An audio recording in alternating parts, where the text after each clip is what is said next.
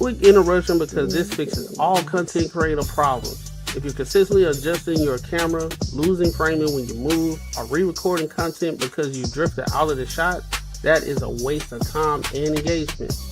I started using the OBS Bot mini camera and it eliminated all of that.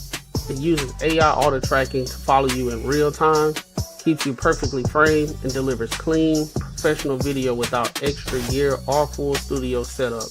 Whether you're streaming, podcasting, or on client calls, this makes you look locked in and polished automatically. Stop fighting your camera and focus on your message. I dropped the affiliate link in the description. If you're serious about content, this is an easy upgrade. As you can see, I'm testing out the camera and everything, and it's working out pretty well. Hit the link, get yours. Welcome to the table. Power, perspective, profit.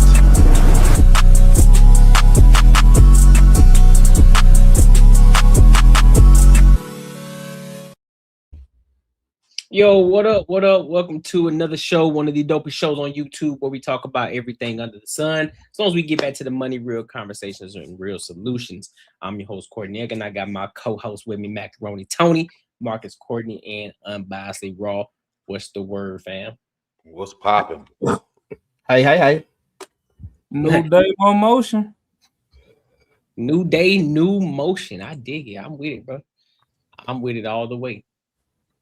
Listen, man, before we got a lot of topics to cover tonight. I know for some of the people who've been waiting, we got a little late start, but it's cool though. It's cool. Appreciate y'all for tapping in with us and waiting on us. All right. But before we get to these topics, make sure you like, comment, and subscribe for the algorithm, and make sure you hit the bell notification. All right. So that being said, I don't got my drink, but we still gonna pose a toast right now. We still gonna pose a toast before we get in this first topic. I was on your boy was in the mean ass rush, but I ain't got it, but I can still. Shit, we was all rushing today, I guess. You feel me? Nah, I was on time. Mac was on time. Mac was on time. Yeah, woke up from that nap. Boy, what I call every hog I knew. Ooh, I see somebody went to the store. I see that background. What happened? I said, I see somebody went to the store. I see that background. Had to, big dog. Yeah. Black. He made about 3 trips to the Home Depot. He's like, dang, I forgot that. I made sure I had everything I needed. But all right, man, let's go ahead and pose this toast. I don't got my drink, so I'm gonna act like I got it though. All right. Yeah, so I ain't fill my glass yet either, but I'm just listen. With every glass, pour with purpose. Cheers. Cheers. Yes, sir. So look, let's go ahead and dive in. Man. So this first topic that we're going to talk about. So Rolling 60s Crip, Trey Living was baffled after hearing the reasons his Tinder date doesn't like her father. So this is interesting. So we're going to get into it, and then we're going to give our thoughts and our opinions on it. All right. So let's go ahead and get into it. So did you have a father figure in your life growing up? Did I have a what? Father figure in your life. Yeah, but I didn't like him. You didn't like your dad? No, he took me out of gymnastics. He's a piece of shit. So that's why you hate your dad? I would have been in the Olympics. I was 5 and 6 years old with 18 and 19-year-olds. That's how advanced I was in gymnastics. You holding on to some shit 23 years ago. 25 years. I wouldn't be a kick streamer or on OnlyFans. I would be fucking I would be in the World Cup right now or whatever, the World Olympics. Fries in the bag. I would be in the Olympics. What are you saying? Like, I don't think you would. I was 6 years old, 5 and 6 years old with big leagues. What's it called? Varsity or whatever. I was with 19-year-olds. I think that's how advanced I was. I think you called it. No. He took me out of gymnastics. He's a piece of shit, saying they were gonna make me anorexic and they were gonna warp my mentality. Jokes on you, motherfucker. Guess what? I decided to do fraud, be a stripper. Now I'm a kick streamer, and I do everything I want to do. Like, nigga, I was gonna be crazy no matter what. Like, the fuck was gymnastics gonna do? So you strip? Yeah. So did you have a? So what's your thoughts on this? Damn, bro. Like, fraud and scamming and OnlyFans is a flex now. I think she's making fun of everybody that's doing that shit. They got that mentality. I don't think she really does. You think it's a skit? You think she just acting? I think she's acting, but yeah, I mean, I'm hoping. It looks like I think she's fucking around with all other girls who think like that. You know, got that flex. They're a stripper, fucking OnlyFans model, and don't need no daddy. I don't know these days, bro. These days should be stuff that's different from when we was growing up. These days you be like, nah, that can't be it. But then they be thinking like that, bro. Like, cause what I learned, this whole streaming shit, bro. It used to be like you just trying to be entertaining. Now I see the streaming thing. I'm seeing more and more people with the streaming stuff. And I think it like kind of stemmed from Kai Cenat. Well, all this, they got to be so crazy and do all this crazy stuff and say the most crazy shit in order to get the views up for clips. Cause clipping is like the thing now. So she said all that, but I don't know if she's serious or not. But that ain't no flex. And then my whole thing is we don't know what the dad did. The whole reason why he took out for real. It might have been some stuff where she was little and she was too young to understand what kind of environment that Olympic team. I mean, not that team, but gymnastic place where she was at training. It probably was some stuff, and she took her out. I would say that. But she don't understand, so she just like. But what another thing that I learned is it's a flex to shit on your dad these days too. Like on men, it's like a flex to shit on men. So like out of all the things she could have said, the reason why she don't like that is she got pulled out of gymnastics. It wasn't like he wasn't there for her. He wasn't doing this or anything. Nah, he just took me out of gymnastics. So I think she found the most negative thing she could pull out her ass to shit on her dad, which is sad, dog. That's kind of crazy, bro. You said a flex. It do seem like a flex if you're doing like all the shit you're not supposed to do, but you're making money. Like if you're doing everything that you're not like that typically work, but you're making money, then it's like a flex to shit on your dad or shit on somebody. I look at this streaming shit like what was that shit back in the day when everybody used to meet up at the house and they used to get a bottle? It was like the pyramid scheme with the investing shit. Oh yeah, like the doctors and fucking yeah. Like everyone, like 20 people put money in and everyone's supposed to get. Nah, not that. It's like you supposed to be like you're supposed to be investing. Like they teaching you how to what's the trading? word?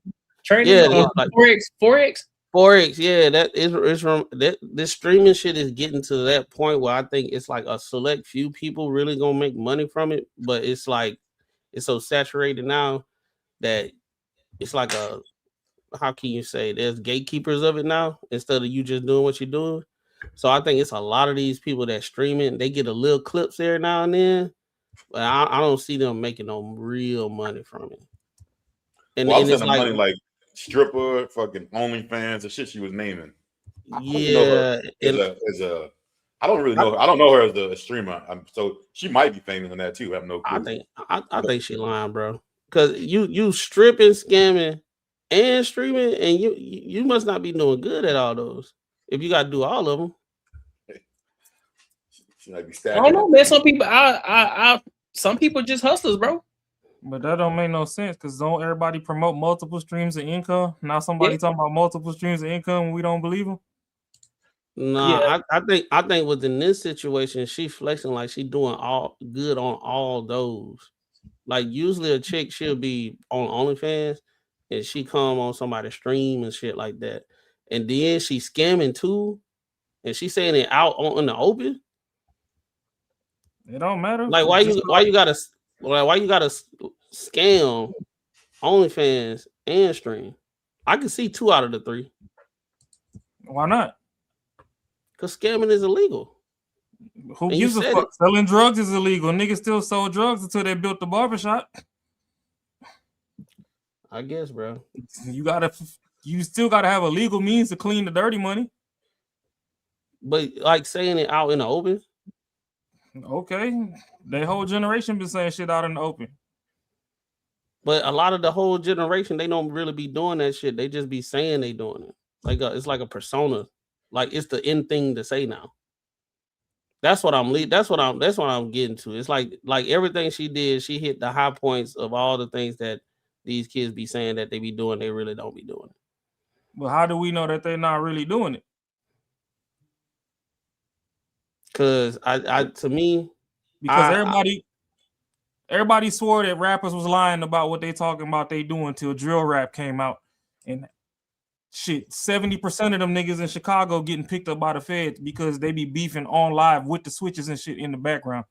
There was a nigga that shot a music video, and some of the people was going live while he was shooting the music video, and they had like 20, 30 guns in the room. And as soon as the shit cut off, the feds kicked the door in and seized everything and took them all to jail. Like, I think it's a point where you just got to take everything with a grain of salt. On both ends, bro. I'm gonna be on. There are some people who do. There are some people who are legit, and there's some people who aren't. Just in the rap game, like you just mentioned, bro. There are some people who really was about their life, and then there's other individuals who weren't about their life. They just rapped about it. So I mean, I think both sides is true.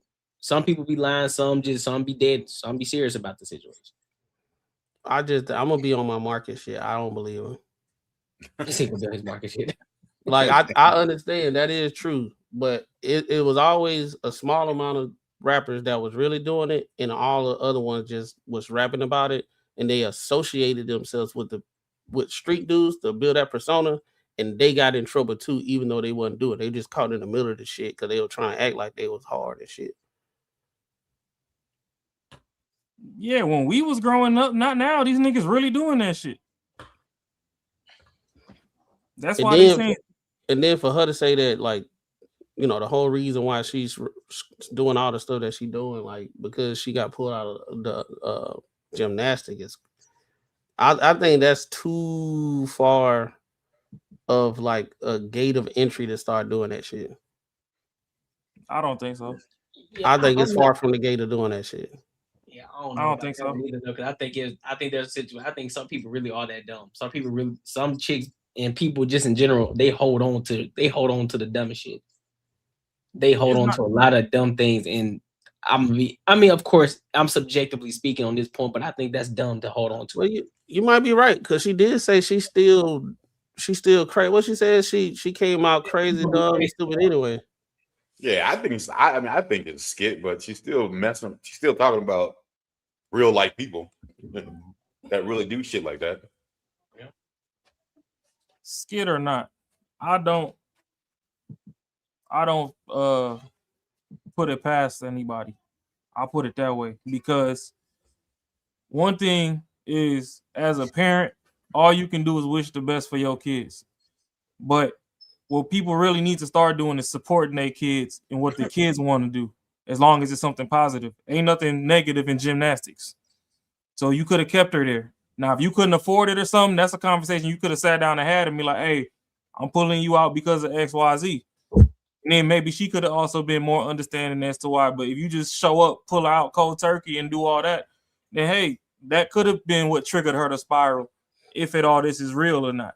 Nah, fam. Nah, bro. I think, bro. Nah, bro. She didn't get pulled out because it was just like some cold turkey. That's what she y'all said. could say no. I'm telling y'all from situations I've really seen. So she said it herself. She still came out dumb, crazy, and shit. So a lot of times, like, parents will pull you out of something if you're not doing what you're supposed to do. Are you acting bad and shit? And it's like a form of punishment. I think that's what happened. Because the way she said that she still turned out, that means unconsciously, like, the conversation, he probably pulled her out because she was misbehaving, and then she said she still came out crazy, dumb, and all that stuff. But gymnastics takes discipline. So why would you be crazy, dumb, and all that type of stuff in gymnastics? You pulled her out of what she wanted to do, and it was still something positive. She was fine. If you pulled her out of something constructive and now she's sitting around at the crib, you still got bills to pay, so your ass still ain't there, then yeah, she turned out crazy, stupid, dumb, retarded, like she said, because she outside and now she got time to hang out with the little dumb bitches on the block when she could have been in practice somewhere flipping on the fucking mat. At 5? Nigga, I don't give a fuck if it was at 2. At If 5, the structure not there, it's not there. At 5. Listen, bro. In most cases, most parents have a reason for taking their kids out of a sport. It's not just niggas go broke. Yeah, that could be a reason, but also, I mean, hey, if you ain't got the bread, you ain't got the bread. You ain't finna force them in there. But also, there are other situations where your kids just trash. They can't do it. There are more situations where the kid was just probably trash, and they're like, nah, this ain't your sport, big dog. We got to take you up out of here. This ain't it for you. And they figure something else out. That ain't always the case. Somebody just gonna pull you out. And regardless, it's dumb. You 5. There are many other sports that you can play, that you can get into. You could have got into cheerleading. You could have got into something. But the key factor is you performing with 19-year-olds. Yeah, you 5, and the key factor is you could have found any other thing to get into. So you gonna hold on to that one little thing, and you pissed off at your father for it. Come on, man. Ronnie already told you in the beginning, niggas don't get grace to begin with. So yes, I can see it. Yeah, she probably her mama. I'm on my Marcus. I'm gonna be on Marcus time. And I don't believe that shit. That shit sound. I get what y'all saying. It's possible, but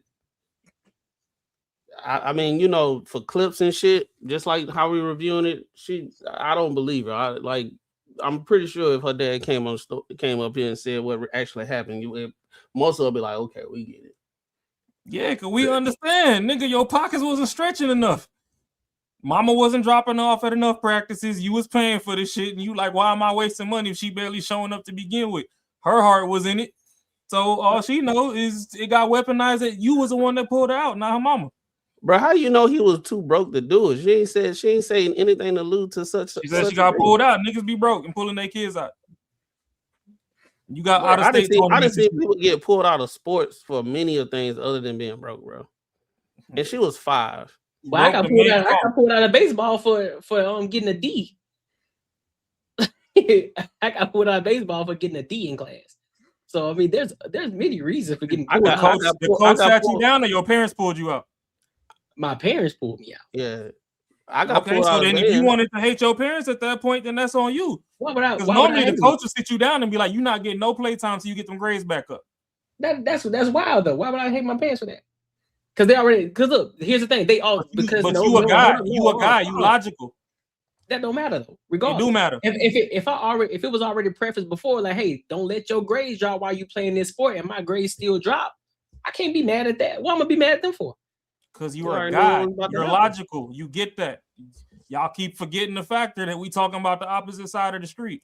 They don't move off logic. It's just straight emotion. My sister got pulled out of cheerleading for her grades. She ain't hate my mom and dad. I got pulled out of the band because of my grades. I didn't hate my mom and dad. It was already set in stone. Hey, if your grades slip, you getting pulled out. I didn't see that. Like I said, I didn't see so many people get pulled out of sports, clubs, all these different types of things because something was prefaced in the beginning for you to be in there. You know what's funny? Well, I commend y'all for having the maturity of understanding, but not everybody got that. Some of the worst parents they doing shit won't pull you out. They don't give a fuck. So they don't give a fuck. They let you stay in and just like you. Because some of them worst parents is only bad because they got bills to pay. Them bills still due on the first. They need to make sure that you secure somewhere. And that's where the coaches also need to step in and be like, oh, okay, you can stay on the team or whatever, but you not getting no play time or nothing. Don't let them grades is up. Matter of fact, you gonna go ahead and skip practice and do that motherfucking homework today. Yeah. So, we went from it took a community to raise a child to not everybody think that you just know the best for everybody. And teachers can't even talk to their own students no more because mom and daddy be up there trying to fight the teacher just to get some straightening in. So we already know that everything off kilt. I get what Courtney's saying though. I didn't hear the part where she said she was 5. 5 is type crazy, but yeah, she said she was 5. And yeah, she said, 5 type crazy. Hold up. She said she was 5 and performing with 19-year-olds. She was that good, and she knew at 5 years old she was gonna be in the Olympics. That's why you know she bullshit. That's why you know. That's like me at 5. At 5 years old, I'm saying I supposed to been in the goddamn NFL. At 5, I knew it. I was playing with my uncles and shit. That ain't a fair comparison. Said they a fair comparison. Why not? Because football's a contact sport. If you at 5 All right. going heads up with an 18-year-old, they putting you on a hospital bed immediately. I supposed to be playing. I can see professional NBA soccer. if you said that. Like if you was a I little suppose- kid that had a jumper or something, but I NFL suppose- is contact. At Nigga, 5 knock years your old, lungs I out knew your I was body, you supposed to never be walked playing again. professional soccer, bro. How about that? I mean, that's a little better. I mean, not really, bro, because depending on the type of gymnastics you do, you can still end up in the hospital. No, you can. But if you just tumbling and bumbling away, then if you good, you good. If you got it, you got it. Bro, It's a whole lot more factors in football than gymnastics. Bro, there's no key indicators for her to know that from 5 years old, she's supposed to be in the damn Olympics right now, bro. There's no way. You don't know that. She don't know that either because she ain't there. She could have, however she got taken out, she could have revisited that shit. I need video footage.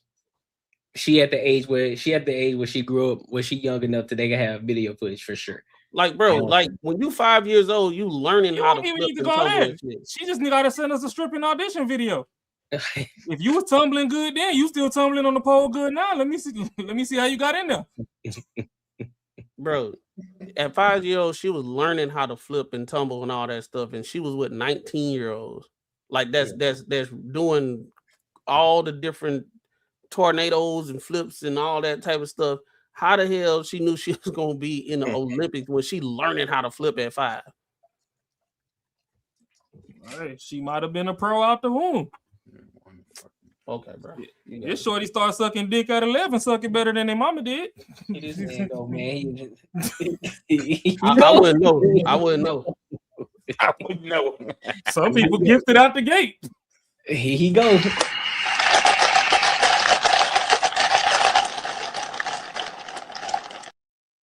I wouldn't know. Oh, shit. Like shit. Your boy said I wouldn't know. Hey, it's still niggas outside ain't found an eater that was better than that shit they got under the bleachers in 11th grade. Yeah, that's true too. But any final thoughts on this? She a liar. She a goddamn liar. Yeah, she a lie. Hey, whether that's capping her rap or not, it's somebody reality. Just remember, as fathers, it's a thankless act of service, but still always do what you can for your kids. If they hate you or not, that's on them. You still put your good karma out into the universe. It'll come back around. Type shit. Even if they love you when you gone, they gonna love you one day. Type shit. Type Yes, shit. All right, well, make sure y'all like, comment, and subscribe for the algorithm. And make sure Everybody cold in Little League. Everybody cold in Little League. Everybody was the best one on the team in Little League. Everybody get into it. I was the best of the best of the best, sir. But hey, I was good for real though. Courtney already know. So my little league. Yeah, this Yes, nigga go, I was the best for real. Tight it might be. What you talking about, boy? Courtney told me how you used to plug out your Nintendo 64 controller and you still thought you was playing. Quit lying. Oh no. No. Oh, no. Y'all, wow, bro. Nah, man. Mac was cold though. He was a hitter, bro. He was a hard hitter. I didn't start blooming until middle school because that's when I started playing quarterback. They had me playing BS positions in park ball, so I was like, man, I got me these weak ass positions. Hey, that's crazy. That's crazy, wild. Son. The boy said weak ass positions. It's crazy. Oh, that is wild. I didn't even catch that. I ain't fucking with y'all. Yo, that's what? Pause. Yeah. Pause. Yo. That's insanity. You gotta understand how you talking up here, man. Yeah, man. My bad. I apologize for my outburst. That boy Courtney said. Hey. Hey. Yeah, too early for that shit, man. Y'all about to paint Marcus wings already. Y'all be killing me with that, man. Marcus being Come that on big. now, dog. Come on, man. Go. Think about something else. All right, so look, let's go to this next topic, man. I'm gonna go ahead and dive right into the main one real quick because I want to touch on this. Takeoff, you know, the part of the Migos who was unalive back in 2022. Now his mother had filed for a settlement of an unlawful, I think it's a wrongful death estate. So now the father comes into the play and he said, listen, I won't have. He said, I won't have. And so he should. And so the mother's like, hey, listen, you ain't been here nowhere at all. So who are you to say you gonna get half? And so now they're trying to fight in the court. He trying to have him fight it in Texas. She trying to keep it there in Georgia so they can fight it. So we gonna get it. We don't have the details in the store, but we're gonna give a little bit. We're gonna watch a little bit of this video, then we'll just kind of give our thoughts and opinions on it. All right. But this is kind of wild, cuz. A legal dispute has reportedly emerged between Takeoff's parents. According to court filings, the rapper's mother and father are disagreeing over how a wrongful death settlement should be divided. Takeoff's mother claims she primarily raised and supported him throughout his life, while his father argues that he is still entitled to a share of the settlement. The two sides are also reportedly disputing where the case should be handled. A judge has not yet made a final ruling. What do y'all think? So that's all we have for now. But what I can do, I can pull up one more little piece. Pause. Hey, yo. I had to go ahead and call because I know how y'all be. All right, so there's more. There's a little bit more. Let's see if we can find anything from TMZ. So we got the first part of it. So TMZ obtained legal documents revealing the bitter back and forth between Takeoff's mom, Tatiana Davenport, and his dad, Kenneth Ball. The war involved settlement money from a wrongful death lawsuit brought by Takeoff's mom in Texas. In the docs, Tatiana says she had a close, loving, and nurturing relationship with her son for his entire lifetime. She said she cared for and raised him from birth as a single parent. She said she provided him with nearly sole financial support until he became an adult. Tatiana claims she continued to help him out when he pursued his music career, adding that Takeoff then provided her with financial support, which included paying most, if not all, her expenses. So she said he bought her a home, cars, and paid for all her clothes, food, living expenses, and utilities. She claims Kenneth was not around during his son's life, provided negligible financial support, and effectively no emotional support to his son. Tatiana added that her son did not provide his father with financial support. And for his part, Takeoff's dad says even if he was mostly absent for his son's life, he's still entitled to half of the settlement money, and thinks Texas is the most appropriate court to figure out how to divvy it up.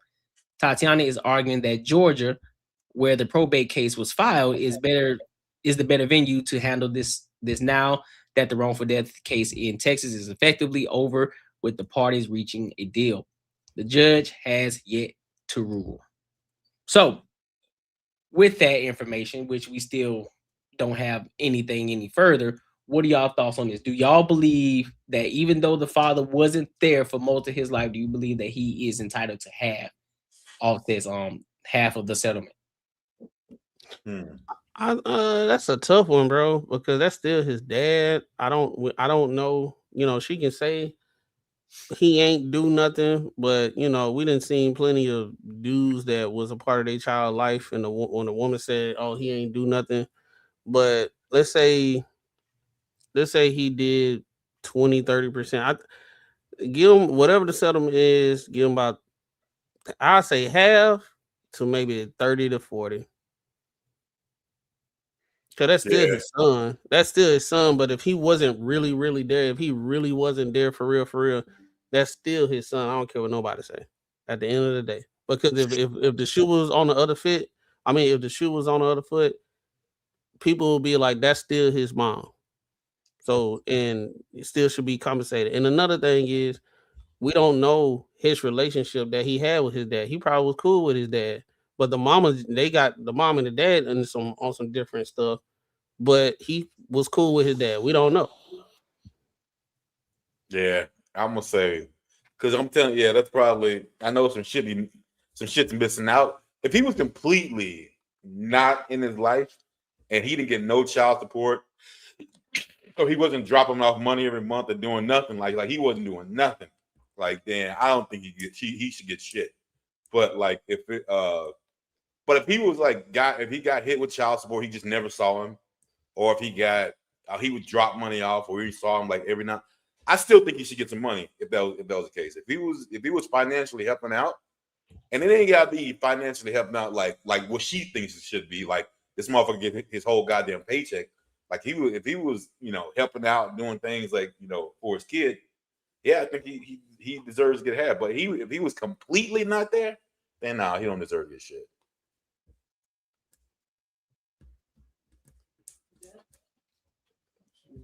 It's all about the money these days.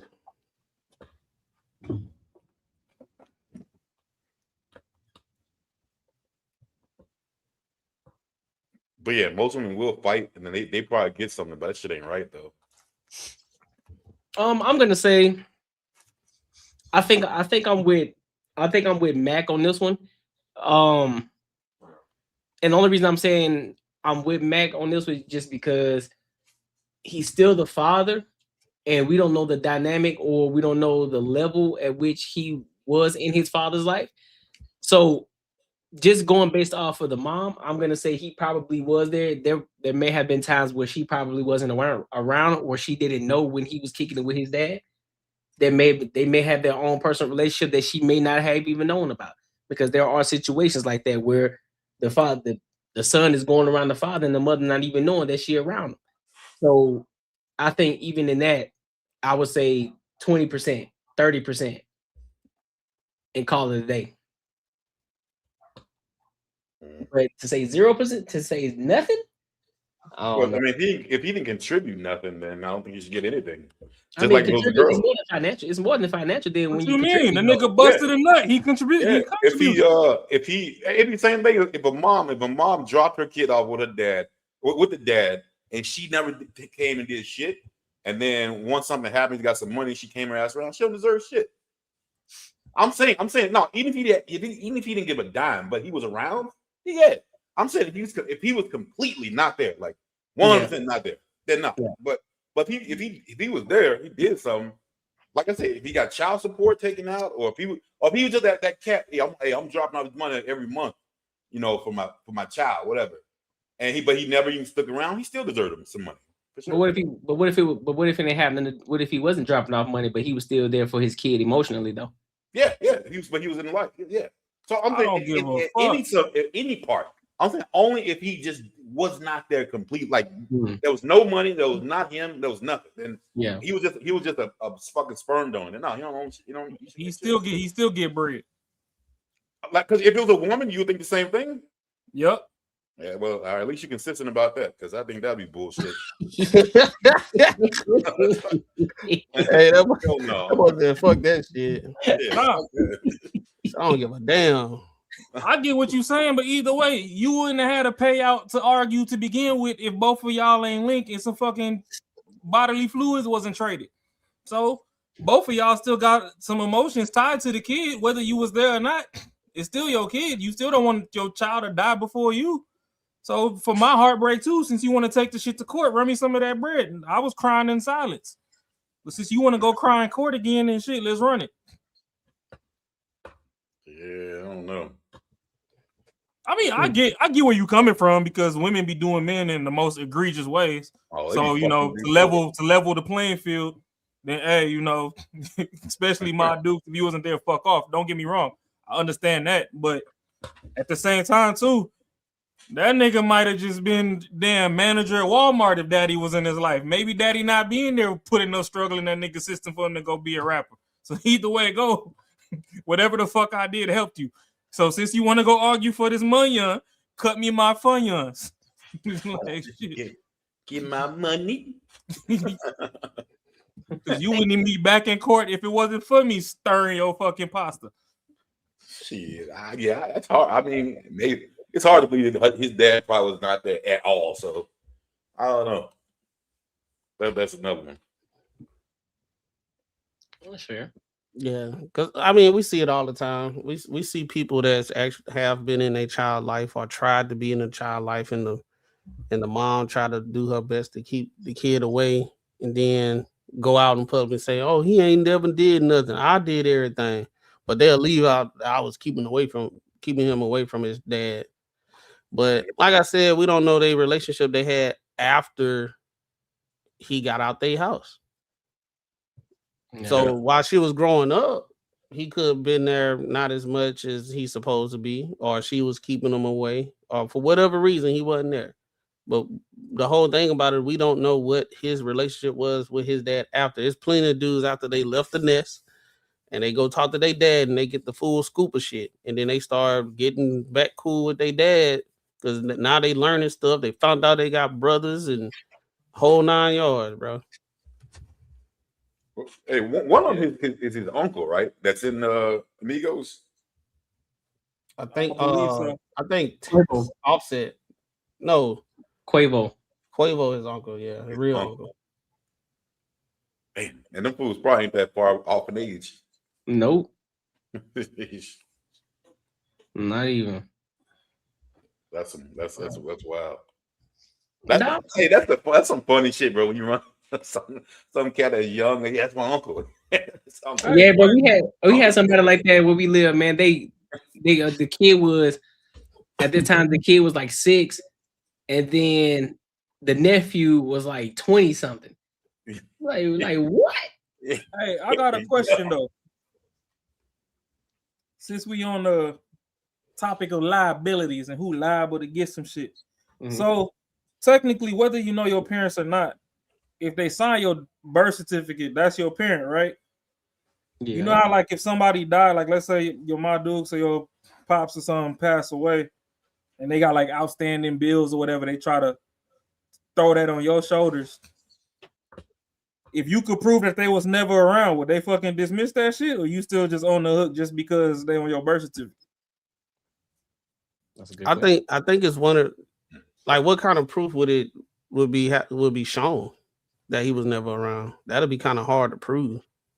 I mean, shit, me and this nigga ain't ever shared the same address. I don't know. I could send you bills from the last 10 years. He ain't never had a bill come to this address. But he could have sent money to help, but it was all cash or whatever.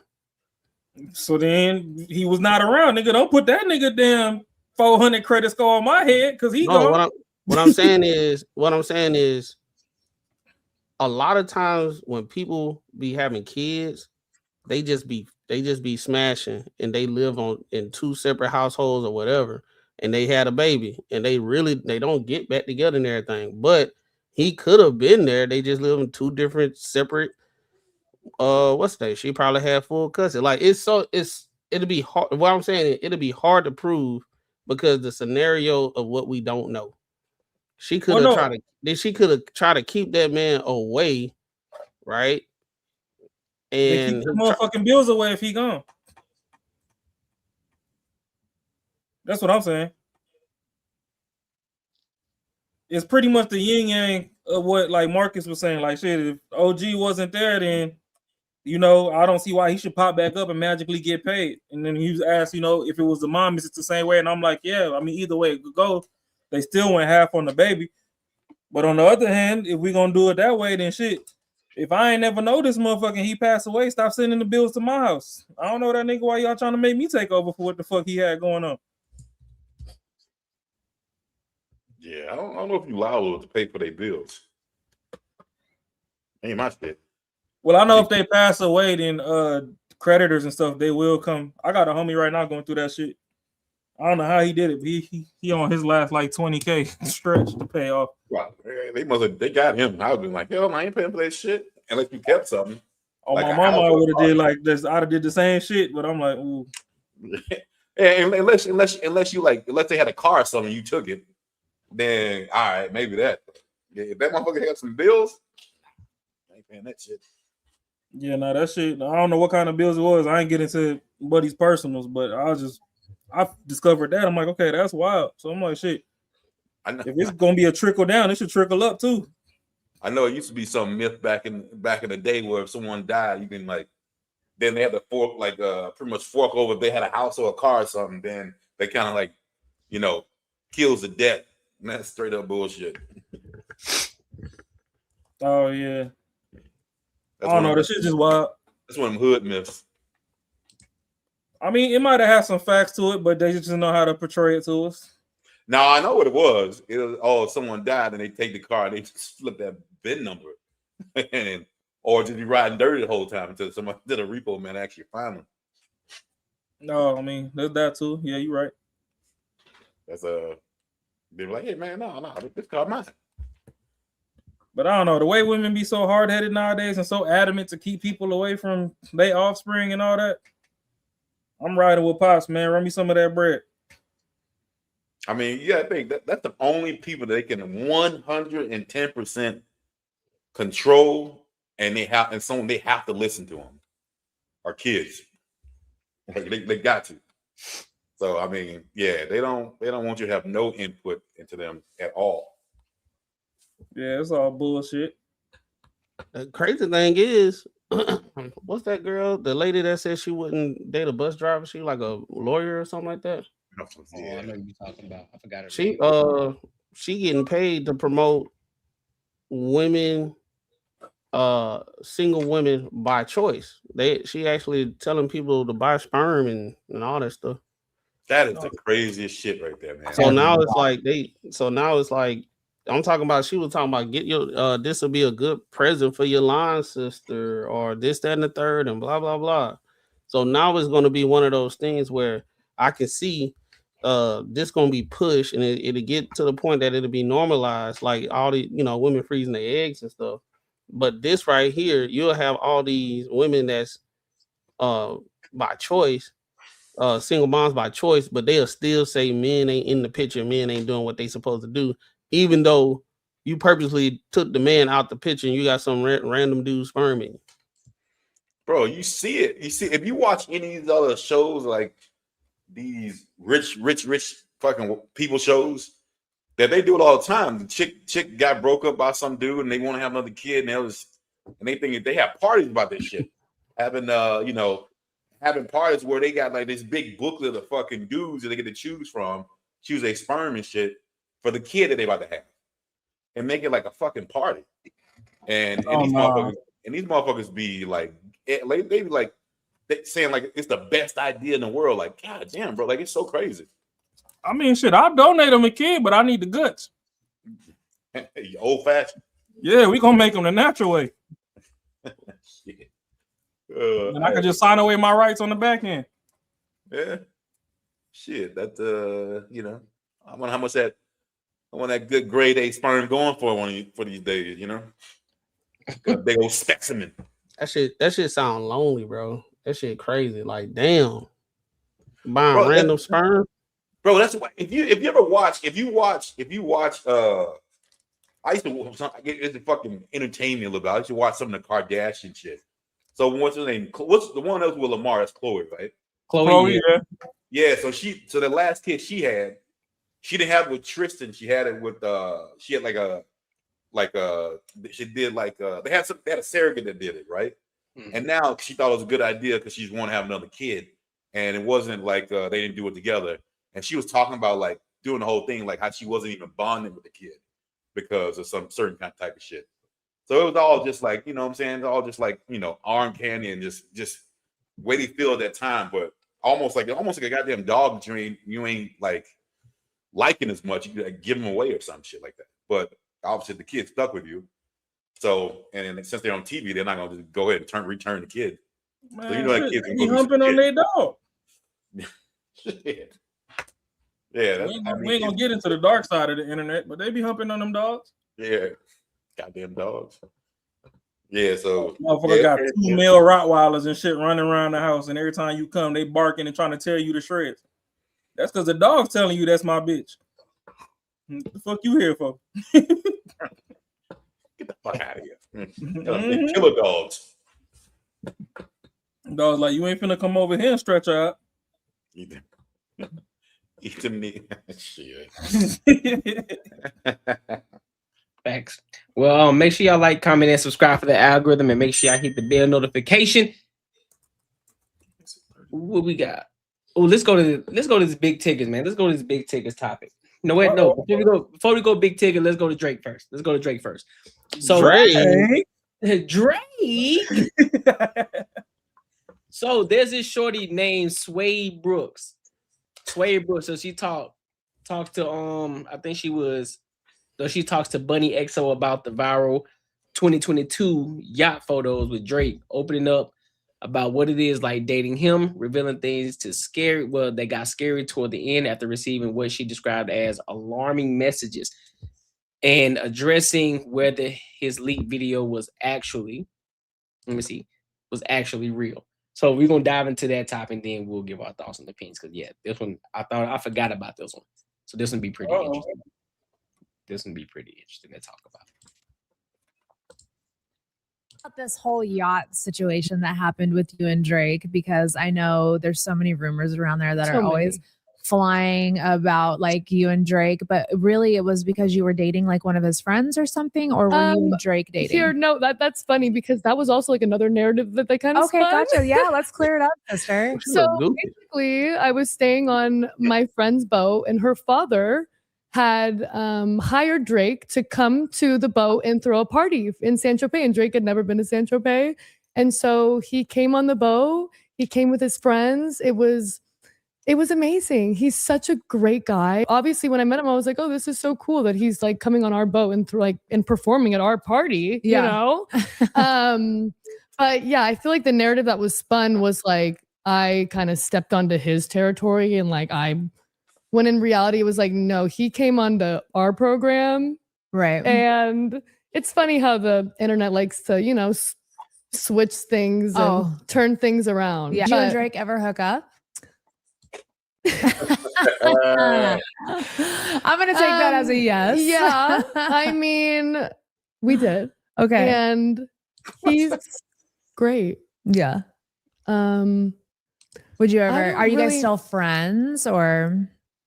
I haven't spoken to him in a minute. Mm-hmm. I don't really like to speak to a lot of my like prior flings or or men that I've dated in my past. Like once you lose me, I'm gone. So he lost you. He did indeed. What did he do? Give us the tea. Oh my goodness. I gotta hear this. I'm like, what didn't he do? I mean, he's Drake. All right, so before we get into it, I gotta ask a quick question. Do y'all, before she say whatever she about to say, do y'all already believe her, or do y'all don't believe her? Oh, I think she's full of shit. He fucking got off that boat and didn't give her that number. he fucking straight up ghosted her, bro. It ain't no way. It wasn't like, because she tried to make it like he was like, yeah, let's stay in touch. I bet he was like, peace, I'm out. Yeah, I don't know. I don't believe it, bro, but maybe, hey, you never know, man. I don't think she's bad enough to keep his attention. Okay. That too. Oh, is she famous or something? No, it just sounds like she got a friend who got some wealthy parents. If her story is accurate, and they just, Drake was in between shows, he had a little glitch in his schedule, and they was like, "Hey, we got some bread for you," and he came and picked up the bag. I mean, yeah, that's wild that she even admitted to it on TV. Yeah. I don't know. I mean, I know everybody get rich and go get a little white girl, and they be having the motherfucking chopstick legs and shit, but that ain't for me.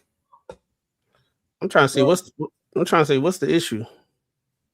Well, no, I'm just asking the question before she say anything yet. So I'm pretty sure they about to get into what they call the tea. And so I'm saying before she say what she about to say, are you on the fence about it, or do you believe, or are you gonna be objective when she say it? She said. I'm ready for it to keep going.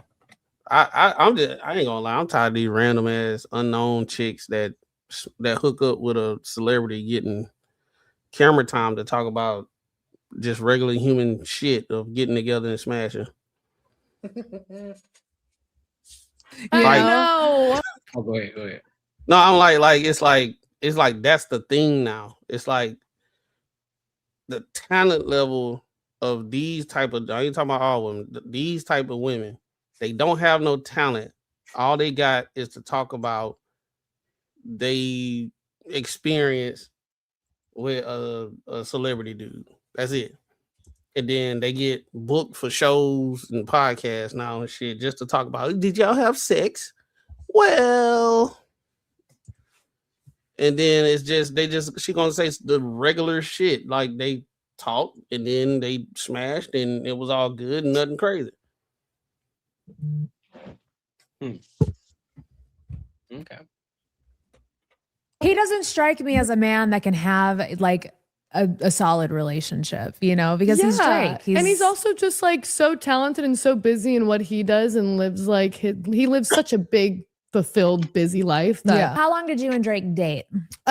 We dated, I would say like on and off for a few months. Really? I would go see him in Toronto and yeah. and then one day I was like, I'm tired of this. Was it just because he had other girls, or was it like was he just not honest? Like there had to have been like, something that made you be like, you know what, I don't want to talk to this man again. I think it was definitely like honesty. Yeah. Pause that shit. Pause that shit. I mean, it's bitch, you lying. Not the nigga that cry about coochie all the time. He ain't lie to your ass. You knew he had hoes. Yeah, see, now I ain't going. Nope. Yup. Mm-hmm. She lying. You said I ain't going now. You're a liar. Come on, bro. I think if you got a nigga that was signed to Young Money, a nigga that rode with Wayne. We ain't even gonna talk about all the bitches that was pushing his wheelchair on Degrassi. We talking about a nigga that's hanging out with Wayne. You thought he wasn't putting in pain in some bitches? You thought you was the only? You was the only? Nah, let's stop it. Only that's wild is that like you was mad that you wasn't bad enough to keep it exclusive. That's what that was. Yeah, she thinks she's the one that cut it off. that's wild. I mean, just say he did give her a number. They hung out in Toronto, cool. They're bucking around, but like she really thinks she's the one that ended it. Like, just because a motherfucker, if he ignoring you and he's fucking only hit you up when he needs you to come over, that ain't you fucking letting him go. I don't understand what the hell you doing. That's been like you ain't important for her own flights. That's crazy. You know in her mind she think like, yeah, he missing out. He really want this. I'm done talking to him. He probably didn't know she stopped calling him. It's pretty. He probably just found out right now. Nigga, that's DiGiorno's, nigga. That's what you call when you in between Domino's money. That's a little freezer bitch. You keep on ice until you just need something to thaw out for the night. She might be one of those chicks that date guys that make that much money because I guess she come from money or something like that. So, but I doubt she is lying about that though. But you saying that the reason you cut it off with Drake is because he lying. Drake barely lying his music. He tell you that, oh, you know, I cried over the pussy for 2 days, but shit, fuck it. Monica was on the way anyway. So bye. If you reading this text message, it's too late. I'm already in another bitch throat. He named the whole album. That shit. Like, miss me with that. Women need to quit. You know what? Let me stop. They ain't finna clip this up talking about, oh, men always think they the prize. Go ahead. Y'all the prize. Just like I told y'all the table last time. Sit around and don't bring them to the table. I'm gonna put another bitch on your back. Keep playing. We can play some more. Especially when you're dating somebody of that caliber and with that power. Mm-hmm. When we did end things, I was very scared for my safety and for a lot of things for a long time living in LA. The things he said to me were very alarming when I was 21 or 22 at the time. And when you hear Get those some help. things said to you about coming from the most powerful artist in the world that has so much power and can do things the unimaginable within the snap of a finger, it was very scary. Come on. Come on now, dog. Come on, man. Hold on. Let me just say something real quick. See, this is the thing though. A lot of times, I don't think in a lot of situations chicks be lying. I don't think, but what does happen? They leave out a lot of shit. So if she was like, if he thought, if I can see it playing out like this. If she thought it was more than it was, and it wasn't, and then he, dissing or whatever, and she was like, "Yo, I'm gonna tell everybody what kind of fucking who you are and all this other bullshit, what kind of fucked up dudes you are, and blah blah blah blah, and all this type of shit under the fucking sun." Then he was like, "I'll get you fucked up," or saying some shit like that. So she's gonna leave out all that shit she said to make him say that, and then instead of making everyone think that he's saying it because or whatever she's alluding to is because she left him. Like, get the fuck out of here, bro. Here's another key to it though. Look at it. Look at how she's telling the story. The optics go up. Her voice gets higher every time because it's like she's asking the question because she don't believe the story that she's telling. It's a lie. Man, we had how when you're dating and somebody has power and every time it's with a question. She don't know when somebody's actually telling the story, they're gonna tell you the story. It's not with a question. It's like, hey man, this happened, this buddy did this, X, Y, and Z, man. This is what happened with old buddy, man. Some bullshit. Everything that she's saying with a question. Look, just watch. Snap of a finger. What? It was very scary. What were some of the things that you said that would scare you like that? Because that's not cool. You're 20. You're a baby. I was 21. a baby. Yeah. And I still feel like a baby. You are still a baby. 25 is a baby. Yeah. I think I've just experienced You've a lived lot. so much life, girl. You're an old soul. And I feel like that. Yeah. I mean, I think also moving out at such a young age Courtney, into reality, but I was waiting for y'all. These girls just yapping, bro. They just yapping, bro. They ain't saying shit. I was a baby at 25. You was a baby. Shut the hell up. They just yapping and trying to be the victim. How you trying to Well, I notice in this generation of women, bro, not probably so much for our age, but like a little younger, maybe like 30 and down. They always trying to find a way to be a victim about shit. Like even like if you hear these podcasts and these shows and everything, when everybody talk about relationships, they always talking about it was the worst of the worst of the worst of the worst. It wasn't no, hey, we had a situation, we wasn't on the same page, we just kind of just took off, we just went apart, right? It ain't never that. They were like, what happened to your last relationship? Oh, he was a narcissist and he was this and this and I was young and dumb. And everybody want a goddamn horror story of previous relationship, but they just overly put 10 on whatever happened. It could have literally been something simple. Y'all background, this person was a family oriented person. You wasn't, y'all couldn't mesh well, and y'all kind of just went y'all separate ways. It's like, well, he had a big family, so his family didn't like me, and he was controlling. They used to misogyny and the patriarchy, so I had to go. And they always using these labels to describe shit. So now it's like one of these things where when they can't even have a regular conversation without putting some type of psychological label or label on something because they got a negative connotation, so that it's so bad that now you the fucking victim.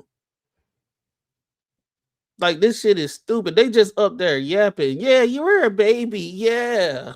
25 years old with your legs in the air with Drake, but you a fucking baby. I mean, I see why they don't need ass across the street. She got good thighs. Well, them ain't no thighs, bro. It's some smooth chopsticks. They still chop. I was just about to say them things look like some damn chopsticks, bro. They still chop. Them the ones you like. I don't want those.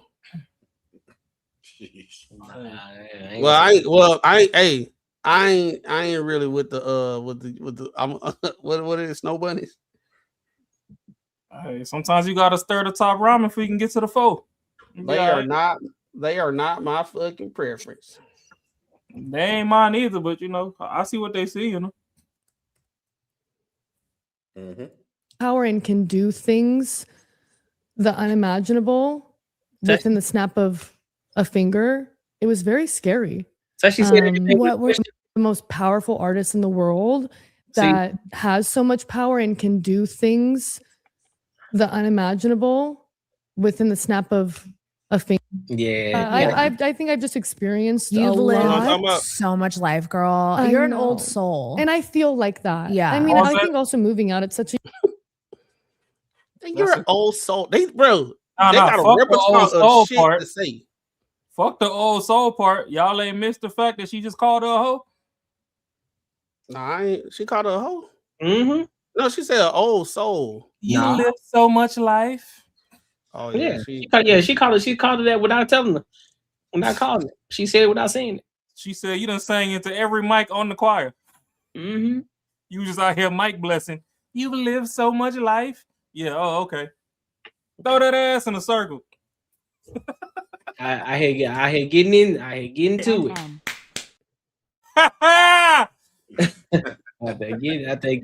it. young age and being snapped into reality. But yeah, I don't really want to get into specifics because I hate bringing that stuff kind of back up. Yeah. But he is so talented.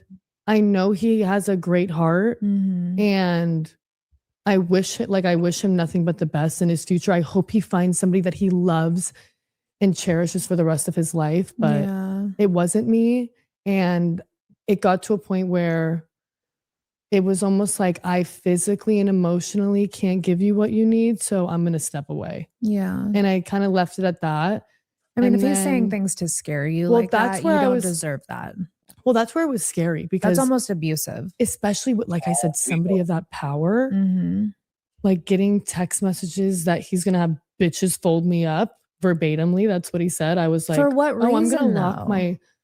It was all miscommunication. He thought I was saying something that I didn't. And Did you think you were talking to the press? no, he thought I was talking like shit about him in LA. I fucking knew it. I knew it. I fucking knew that's what it was. That boy is good. They tell you left out all that shit she was saying, and she just went straight to that. Fuck. Hey, but you know what's so crazy? A lot of times these bitches can't lie if you know the right questions to ask them. You know, and now they will tell themselves they won't lie, but they fucking will leave out so much shit. Yeah, that kind of like we'll tell the context. Yo. Yeah, you called that one. Crazy. He called that one. Bro, they all do it. If I ever hear some story where like it's crazy and you like that don't sound right, I'm like, you definitely leaving out a lot of shit. That's true. When I No, that's never crazy. was. So that And I've- gives him grounds to say that he's going to have bitches fold you up. Literally verbatimly. And I was like, oh my gosh. So I didn't leave. I'm not kidding you, babe. I did not leave my house for like 3 months. I didn't step outside. I didn't like go out at least. Yeah. Because like I was scared because especially somebody of that power. And I know I've grown a lot from it. And I know he's grown a lot from it. I think Yeah. also during that time, it was emotional for both of us because it was just like a big miscommunication. But he is so talented. How's his dong? Because that's really what people want to know about. What the fuck? I mean, we need the tea. I'm like, no comment. We can pause it right Bro, now. how they went from him being abusive and all this type of shit, threatening her gonna fold her up. Then she said, "Fuck all that." How his dong? That's how you know all that shit fake, bro. It's just a bunch of airhead, bro. Like she remind me of like those chicks off White Chicks, like the real one, not Marlon and Sean. And everyone thinks it's messed up that Jelly Roll filed for divorce and shit, but I guarantee that's how she is. And like, I bet she's one of those ones that like you go to a party or something, whatever. She's talking to everybody. She's all over, like saying inappropriate shit that most dudes would be like, "Whoa, chill the fuck out!" Like the life of the party. I mean, I'm sure that's why like he was. I'm out. Because I understand, dudes don't like chicks like that. That's right. Well, at least some dudes don't. No, I think it's I'm with you on this one, Marcus, bro. I just don't believe a lot of times. I just don't believe a lot of these conversations that these chicks be having, man. What's good with you, especially on these podcasts? A lot of them they get on these podcasts, and of course they want to spew BS on people's name just because it's a big name, or they want to try to get some clout behind a person's name. It's like, man, if you really don't have nothing, just be real about it. No, I ain't got nothing. I'm not gonna put nobody's information out there. Ain't nothing popping off. I just wish them the best. Do what you do.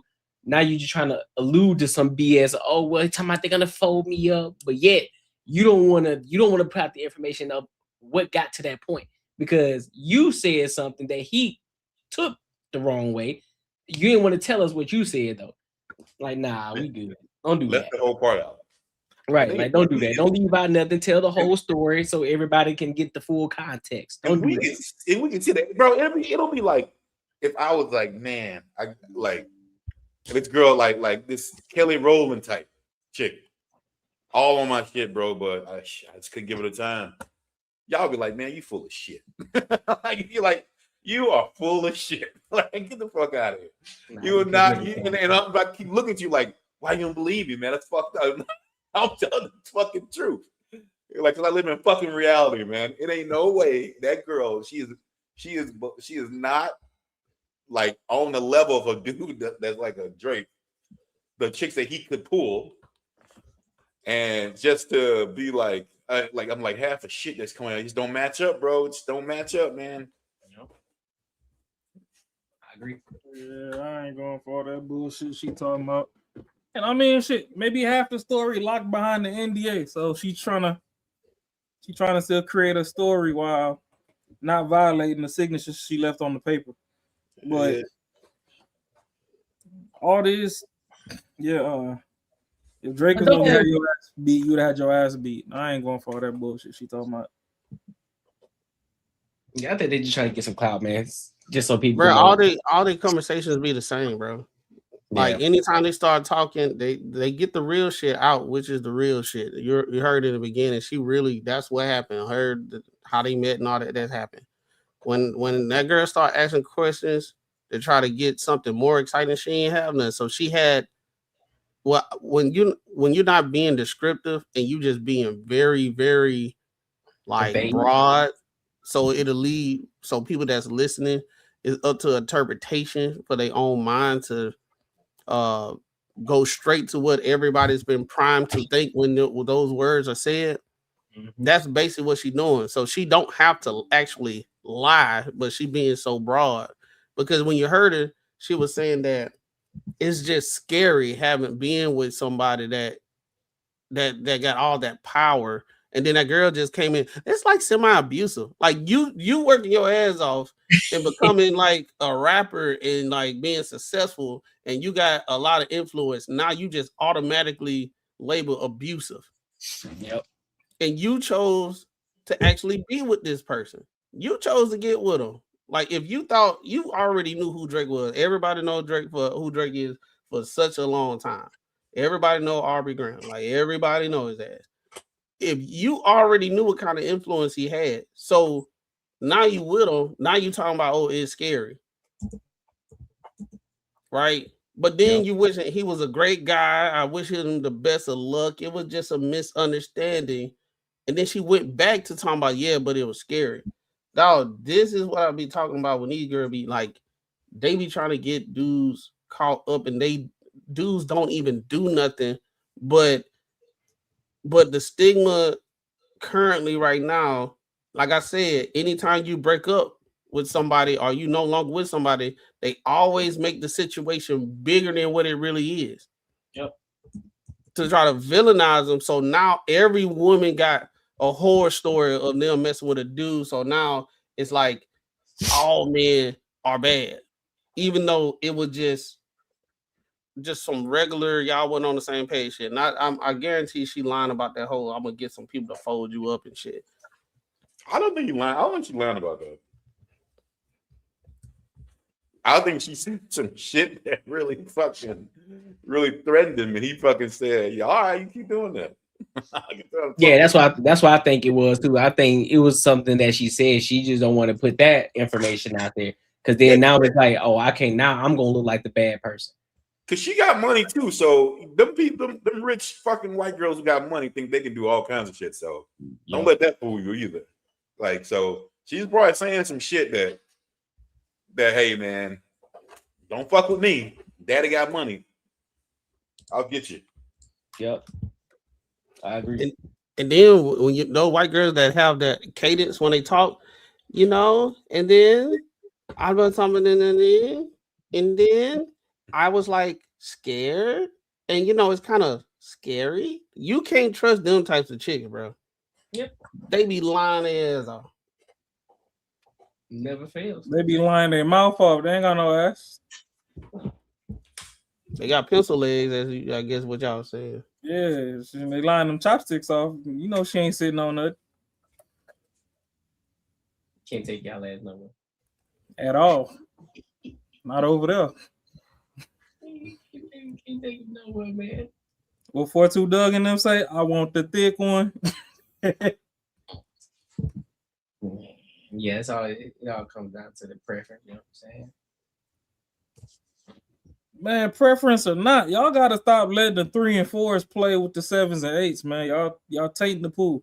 What you mean? Nah, I ain't finna play that game now. Shorty ain't ugly now. We ain't finna do that. Tell her to wash her face and come back. She can wash her face all day. Shorty ain't ugly. I'm pretty sure Shorty ain't ugly. Oh, okay. Tell her take them clip-ins out. Man, listen, big dog. We can. Oh yeah, of course she got some clip-ins. There ain't no doubt about that. We ain't saying that. We ain't saying nothing about that. But I'm pretty sure them clip-ins it ain't gonna be a drastic change, man, in the hair. Oh, it will. Cap. Well, you ain't gonna be able to speak on that if you ain't never been over there on that side of town, big dog. I don't give a fuck. We just seen Sophie Rain fucking become the meme of the week with her pointing shit. What that mean? And that was mid-game, and she ain't had half of the shit on to look way better than that. Listen, both of them. Man, no, man. Get that glazed hot dog the fuck out of here. Man. Let me ask you a question. You think what's her name look better? Silver hair? The one that we had a conversation about Friday? You think she look better? Silver hair. The one who was talking to Cam Newton. Spice? Yeah. They right about the same. Spice got to take all that shit off too. No, listen, I just gotta check. I gotta check the tip. I gotta make sure we on the same fuck. I'm just saying, if you think she look better, I'm saying, all right, got it. But all right, I'll let you live it down. Yeah, nah, I ain't finna do that. I love the Black Queens, but shit, y'all gotta take that shit off too. If I give you a hug and 1/3 of your face still sitting on my t-shirt, we got something wrong. Yeah.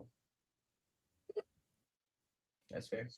Step outside with the face that came out the coochie hole. Quit giving me the Ulta and Sephora face. Sephora. All right. So let's go ahead and go to this. Let's go to this next topic. The hell? Wait, what? Uh-oh. Huh. All right, don't worry about it. Yeah, let's go to this next topic. Let's go to Big Tigger, man. Let's go to this Big Tigger topic. So there's some evidence that came out, the video of actually what happened, because last time we saw a video with Tigger saying that he did not put his hands on the woman. He ain't do nothing. And we still ain't found a kid. And we still ain't found the kid. So now there's some video footage of the actual incident. And so now we're going to give our thoughts and our opinions on that. So let's go ahead and get to it.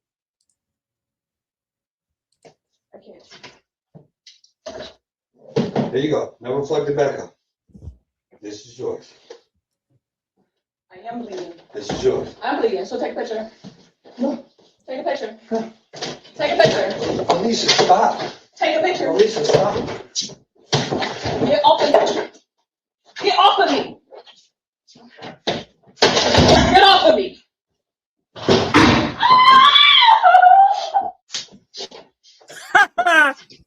It's like you had something. There you go. Now reflect it back up. This is yours.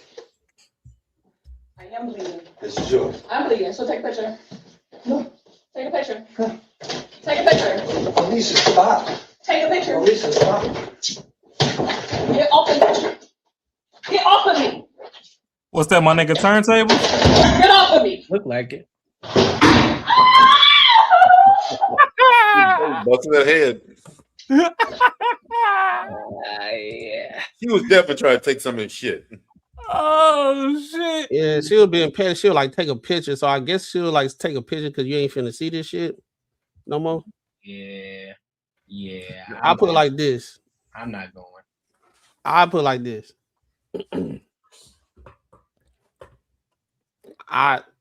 From what I'm seeing, it's twofold to me, right? It's twofold. But it's still a message to come from this. It's her fault because she was grabbing shit that ain't hers. And as you can see, he was like, this is yours. Take it. For whatever he got. She wanted to get something and she wanted to be controlling or whatever. And he tried to get his shit back. And a mishap happened and she hit her head on a what's the name. He did not try to do that shit. That's obvious as you can see, because he was like, yo, stop, please stop. She was doing too much. Now there's gonna be people gonna be like, you should have just let her have it and call the cops. He could have did that. Or you could beat a bitch ass. But where does the buck stop when it comes when these situations happen? How far do we gotta go to protect our shit? Like, men gotta protect their shit. That's his shit. I should be able to take my shit back. But if it's to the point now that just because she's a woman, you just gotta do this and let her take your shit, I get it. It's gonna be a one-sided situation. And everybody gonna feel sorry for the chick or whatever. I get it. You know, the women, they gonna watch this and be like, he should have just let her have it. Why you doing it? But at the end of the day, that's my shit.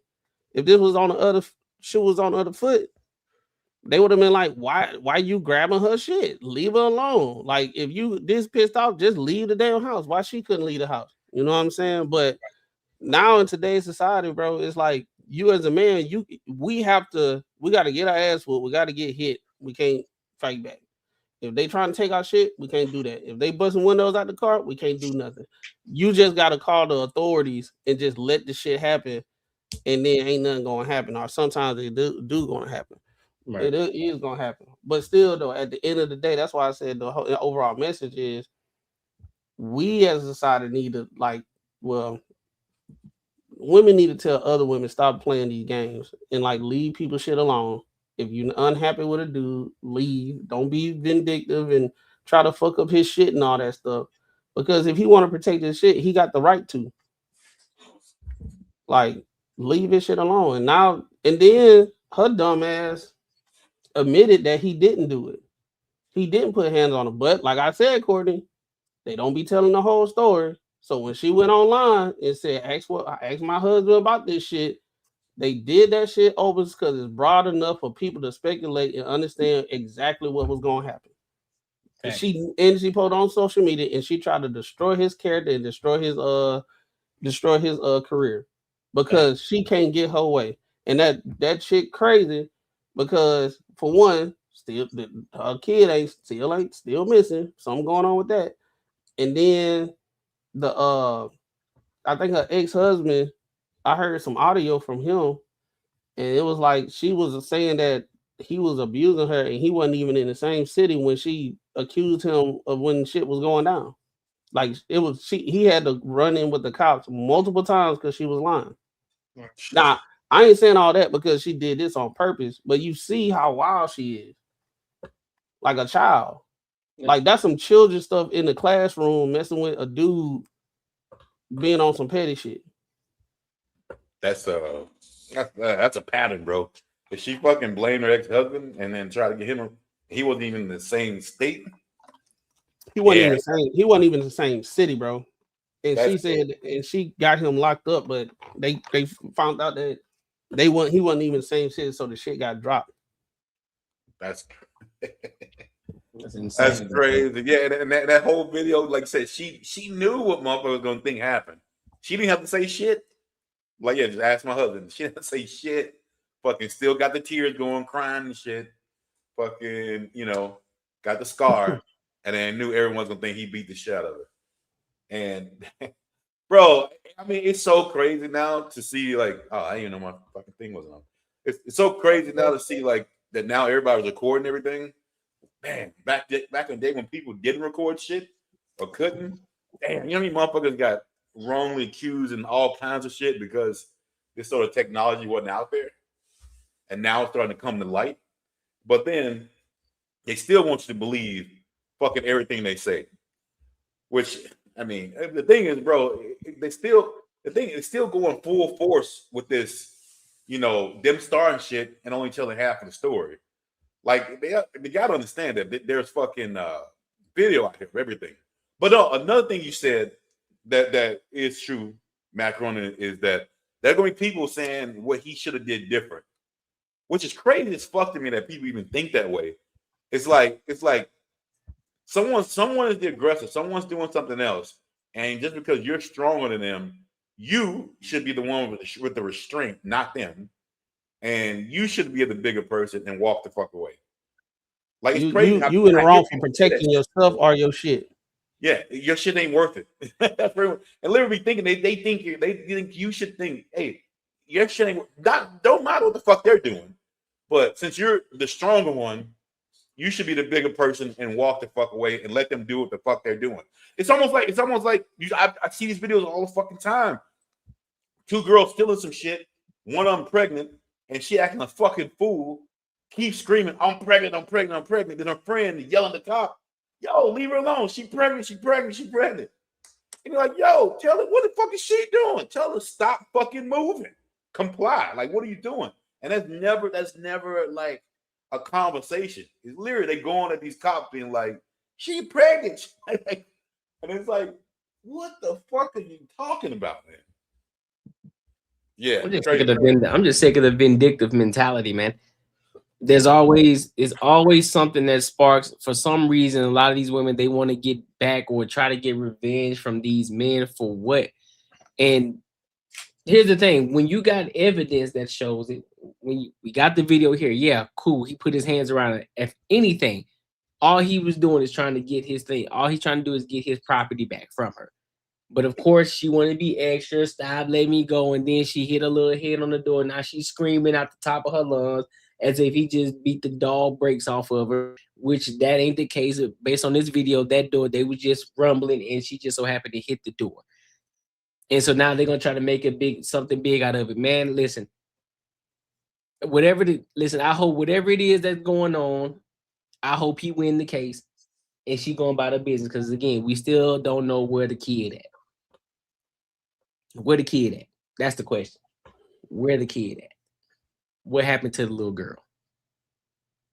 I'm not trusting nobody. I don't even know how, man. I don't even know how he was messing with her. They ain't even find the kid. But hey, do your thing, big dog. Do your thing. Yeah, it's some wild shit. But any final thoughts on it? Man, do a background check, dog. No, I mean, I don't really got much to say on this because clearly we see Shorty bugging. Like, he got his DJ equipment and stuff there. You trying to snatch shit off the table and whatnot. Like I said, if he ain't have a Ring camera, bitches get beat for less. As much as they hate sounding like, oh, hey, Raw always talking about.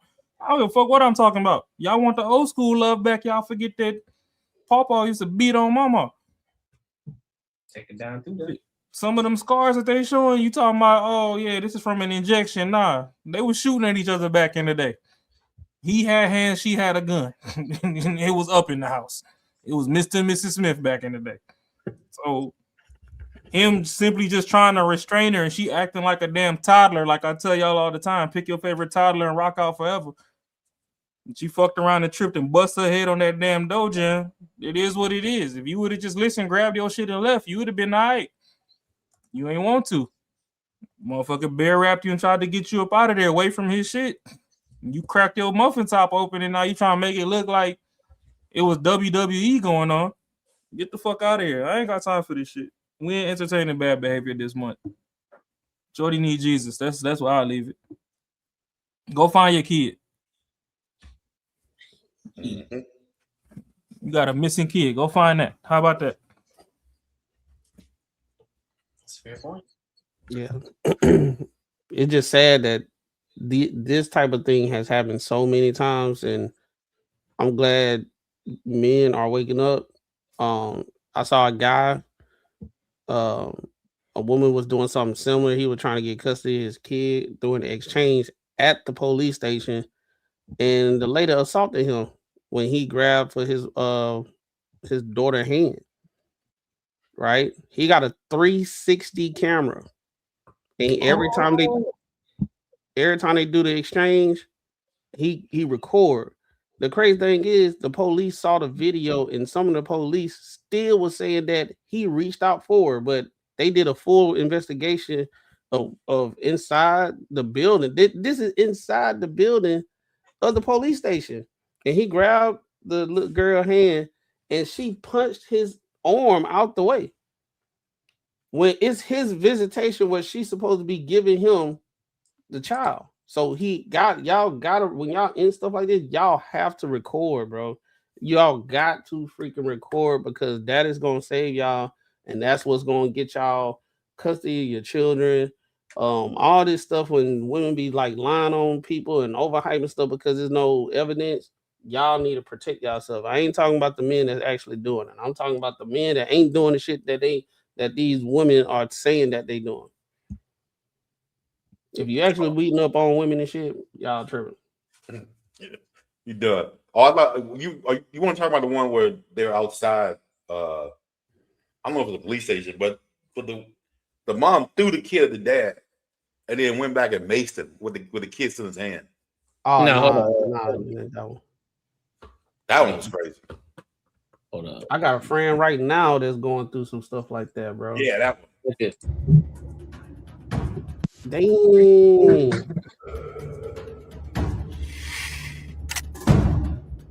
This video shows a custody exchange that turned violent. Mom and dad met to switch custody of their child. What they said to each other is unclear, but the video shows dad running at mom, and she runs to her car, grabs pepper spray, and sprays him while holding their child.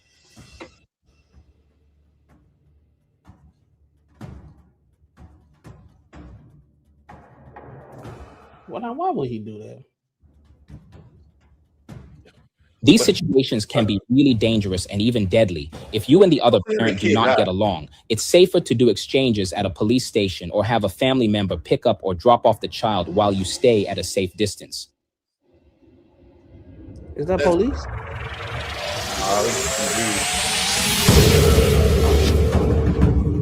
All right, here.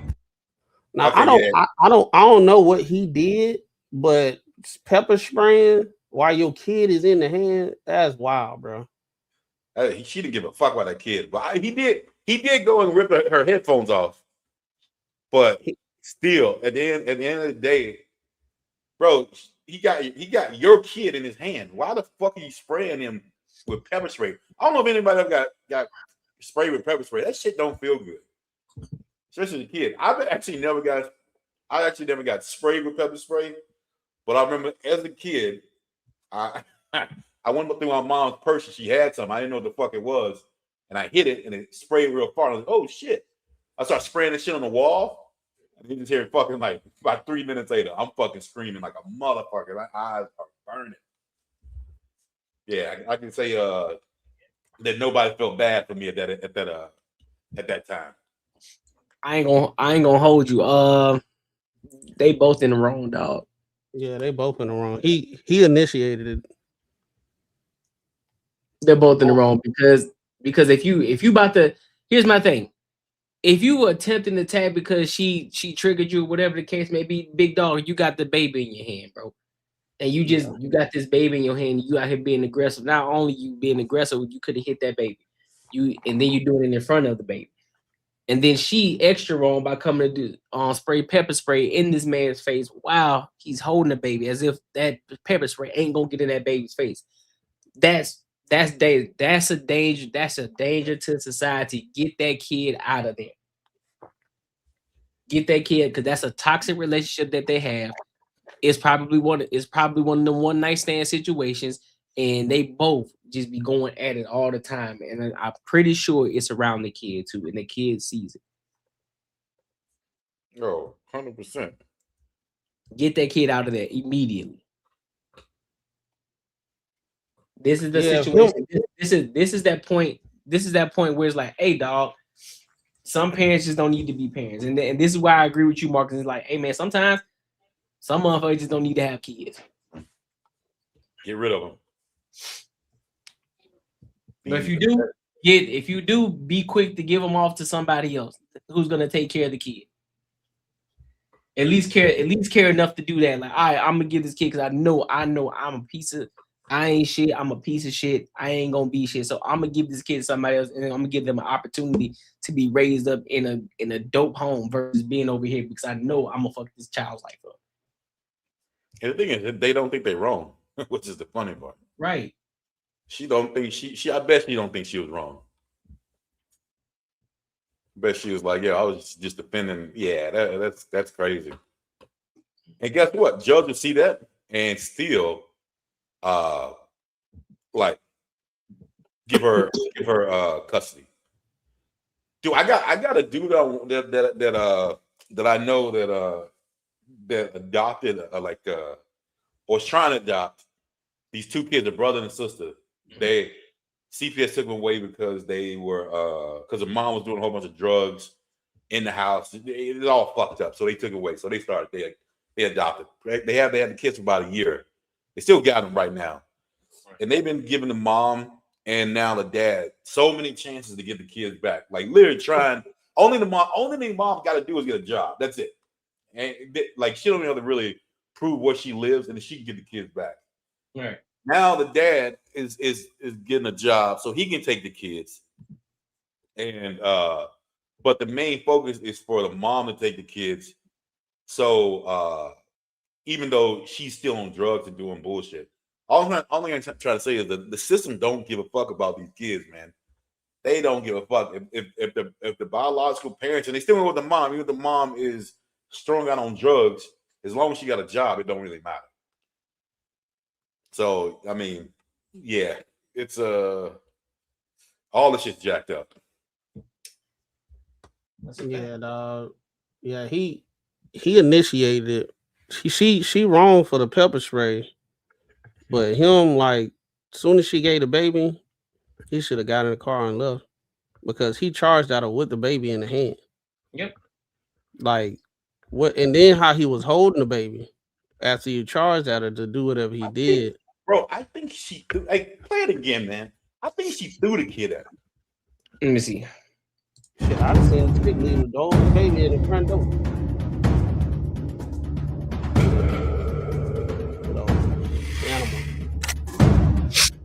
This video shows a custody exchange that turned violent. Mom and dad met to switch custody of their child. What they said to each other is unclear, but the video shows dad running at mom, and she runs to her car, grabs pepper spray, and sprays him while holding him. Okay, I thought she threw it at him first. Nah, he just lifted the baby up. Yeah, that's crazy, bro. Like, so she said some fucking shit. Y'all gotta be careful. Y'all gotta be careful with who y'all deal with, y'all. Y'all gotta be careful, men and women, goddamn, because you'll get these dudes, they get with women, they press that button, and you act outside yourself. And then you messed up. But yeah, bro, that's crazy. Oh, man. And he called it 4K. He probably didn't even know he was being recorded. Somebody knows it was like, hey, it's getting real. They always do this shit. I just feel bad for the kid, man. Yeah. That's what I care about. Forget them. I care about that kid. He ain't dropped the kid, so I don't see no wrong. I mean, forget dropping the kid. You still putting them in danger, though, bro. Yeah, the mom is. Both of them are. The mom is. Both of them are. The mom is. You didn't have to charge. You didn't have to charge as a man with that baby in your hand. You could have put that baby in the car seat and then did what you had to do, but you still had that baby in your hand. So he had the baby in his hand. She came with the pepper spray. The mom put the child in danger.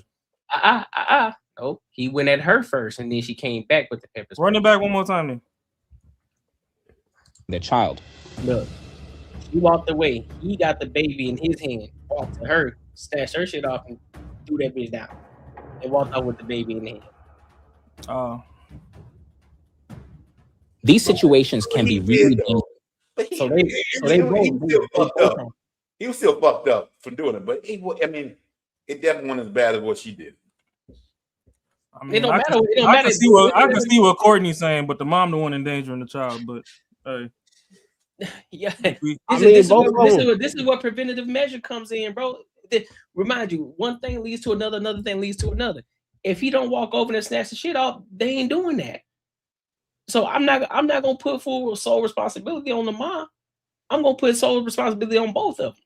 Because he shouldn't have walked over there. He should have been like we always say, this is where we have to come with that logic and hold men accountable. Hey, bro, you got that baby in your hand, bro. If you gonna snap the way you gonna snap, take a moment, put that baby in the car seat, make sure that baby's safe, and then go do what it is that you got to do to make sure that baby is safe. Because that child comes first. So I can't. What comedian was it? Who said shouldn't have been talking shit?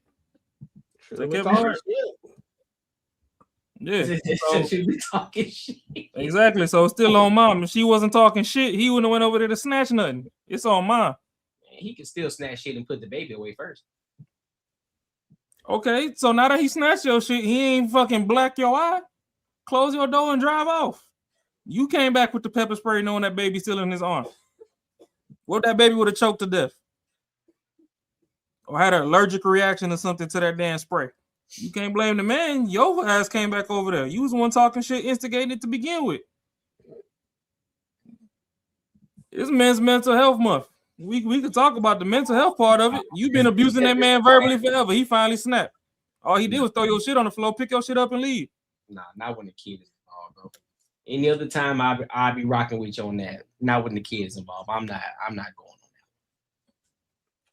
that. Niggas say fuck them kids every day. Now that the mama showed more aggression than the daddy, now we still gotta blame the daddy. Oh, okay. Well, because the dad acted. Dad acted first. So you gotta hold it.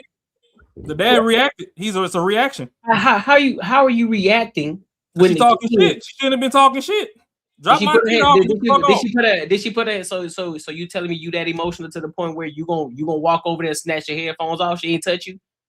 You that emotional? We've been talking about the single parent households since the beginning of the end. So you that emotional as a man? You that emotional as a man with the kid in your hand? You gonna walk over there to entice some more shit to pop off? If you already know what type of shorty that this is anyway, you gonna walk over there with the baby in your hand. If that's a good mother, she shouldn't endanger her kid. And if that's a good father, he will already know to put his child away. Make sure his child is safe first. Because I ain't gonna put my child in the car so my truck can get stolen. That's what a good father would do. No, we're not gonna put this on the men. That's cap. Yes, we are, because she started it. You are the father. You are responsible for your kid. She started it, Courtney. She started it. You are responsible for your kid. She started it. How? Shouldn't have been talking shit. Drop my kid off. Shut the fuck up and leave. Do you know what she said? I don't give a fuck what she said. Do you know what she said? It was enough to get her headphone snatched. I don't give a fuck what she said. Drop my kid off. Shut the fuck up and leave. Nope. I ain't going. Just like that other bitch that wanted that money every time that kid was getting dropped off. I am not going. Take this money on. Shut the fuck up and leave. We ain't gotta say shit. I am not going. That's fine. You ain't gotta go. You as a man in that situation, nope. Both of y'all wrong. Nope. Talking shit or whatever. Nigga, at the end of the day, you've been taking this shit this whole time. She been talking shit this whole time. You ain't do nothing. Now all of a sudden you want to do something with a kid in your hand. Man, miss me with that. Yeah, everybody got a breaking point. So today you had me and today you decided to act with the kid in your hand. And so now you and the kid get pepper sprayed. And did. That's wild. That's wild. All she had to do is drop my kid off, shut the fuck up, and leave. All you had to do is put your baby away first, and you could have did what you had to do. But hey, all she had to do was put the baby away. Put the baby away. Put the baby away, because we keep talking about the mom. The kid comes first. Put the baby away. Then you could do what you. The baby was put away right up under that block. Can't nobody. The baby right here, face out. So anything that happens, that baby can get hit in the face. If you're gonna do anything, turn the baby around so his face ain't facing nothing. But hey, I don't know nothing though. Y'all got it. That's crazy. Yeah, I'm with you. I agree, bro. You got to put the baby up first, bro. He did put the baby up. It's right under his arm, right where it needs to be. We'll put him out of line of danger. The baby right where he needs to be. Out of line of danger. Out of line of danger, bro. Nah, come bro. on, dog. You got to put him in the car seat and buckle him up. All that. And shit. then why in the car seat and they fighting and somebody steal the motherfucking truck? Now y'all would have been like he should have kept the kid next to him. The kid right where the kid needs to be. Yeah. You shouldn't spray that nigga with no damn pepper spray on that motherfucking kid right there. Yeah. It's Well, on her. the thing about it is he should have just got in the car and dipped. No matter what she said, she ain't put no He hands should on have him. got her bitch ass in the car and dipped too. Why you come back out with the pepper spray? You was already closer to your shit than he was. No, he the one that charged out of first. She was already putting ass cheek to seat. Okay, why you he go and fart and drive the fuck off? Why he couldn't drive the fuck off? She was. Why the fuck she couldn't? She closer to the car. He still got to put the kid in. She got in the car. She could have got in the car. He pulled her headphones off her head and then walked back to his shit with the. And bitch, you get child support. Buy some more headphones. Whoop-de fucking do. You can suck dick and get headphones. Drive the fuck off. Bro, what's sucking dick about headphones about him having a baby over there? What the fuck that got to do with anything? Cause she ain't had the pepper spray the nigga with the kid there. Who Bro, had the pepper spray? Have to go. He didn't. Who have had to the pepper go, spray? He Who had the pepper spray? Bruh. Who had the pepper spray? Also, this almost like the same situation with the old lady. Huh? We gonna bypass the entire thing that led up to it. Who had the pepper spray? Who snatched the headphones off the head first? Who had the pepper spray? Who's talking shit first? Who snatched the headphones off the head first? Who's talking shit first? We don't know if she was talking shit. All right then, so she would have went and got in her car and drove the fuck off. Headphones when it got snatched to begin with. I said what I said. We gonna skip the entire middle part. So you hand the baby off. She hands the baby off. Hands the baby off. She walks off. So she gone. She about to go get in her vehicle with her headphones on. He decides to not put the baby in the butt and buckle the baby up. Walks around the truck, snatch her headphone off, slam the bitch down, then decide to walk off like he finna go get in the truck. So then she retaliates because guess what? He put his hands on her first. And so you telling me, she shouldn't have got the pepper spray. Okay, so now if he dropped the kid on the floor and get the meek mop moot mop in the motherfucker across that damn parking lot, now what? Get your ass in the motherfucking car and drive the fuck off. You can buy headphones. Come on, bro. Come on, dog. If that nigga jump in that truck and back up and treat her like a speed bump, now what? You got it, bro. You was closer to your safety than you were before you fucking grabbed that shit and ran back over to him. You got it, bro. Come on, dog. That's the most toxic shit I ever heard in this far. Toxic as fuck. Make sure y'all drop a damn super chat to support Marcus's wing fund. We need extra ranch tonight. So y'all like, comment, share, subscribe. Get it, baby. And make sure y'all quit pepper spraying niggas when y'all too close to y'all own safety. Fellas, keep your hands to yourself.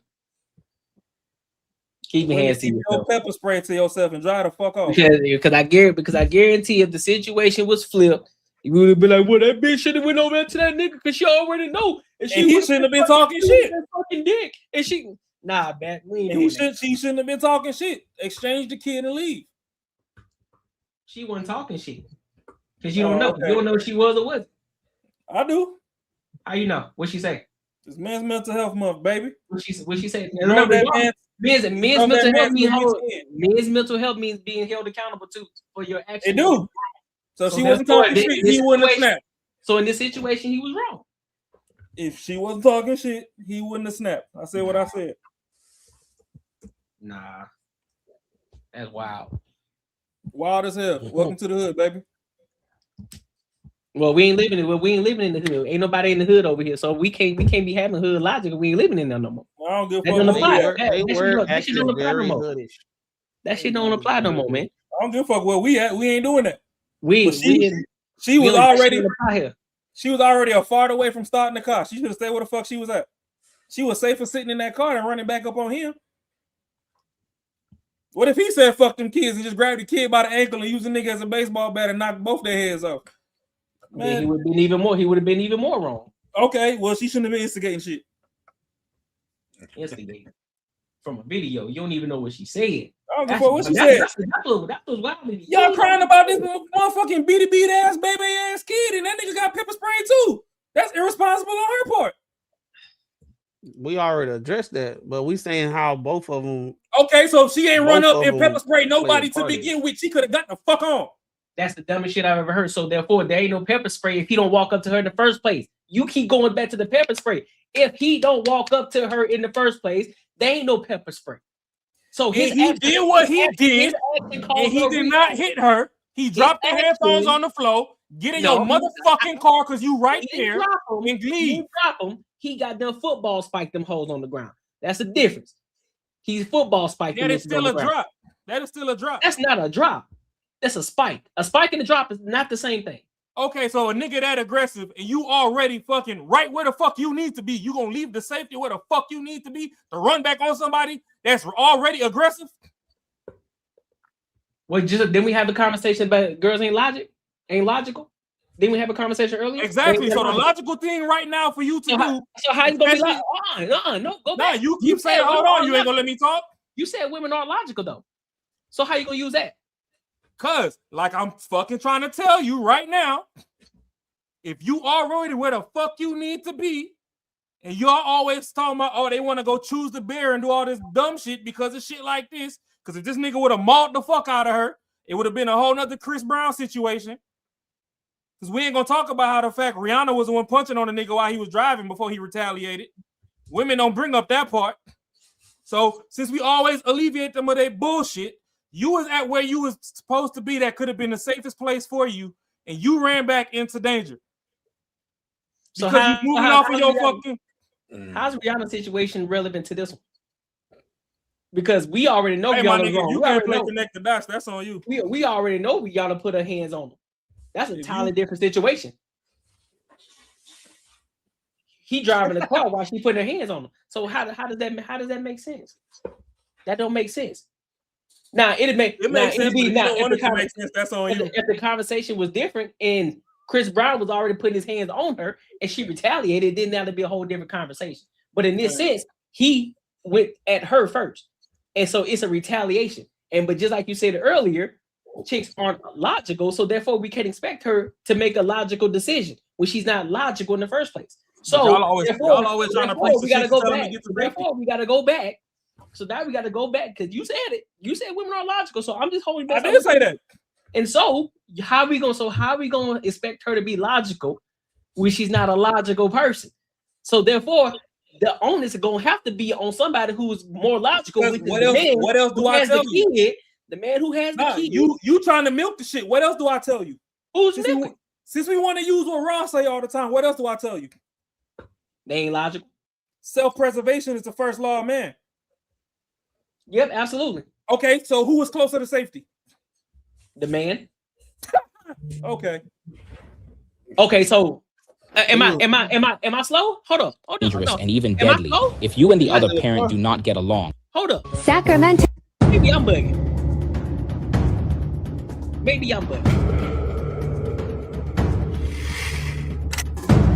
Okay, This video shows a custody exchange that turned violent. Mom and dad met to switch custody of their child. What they said to each other is unclear, but the video shows dad running at mom, and she runs to her car, grabs pepper spray, and walking to.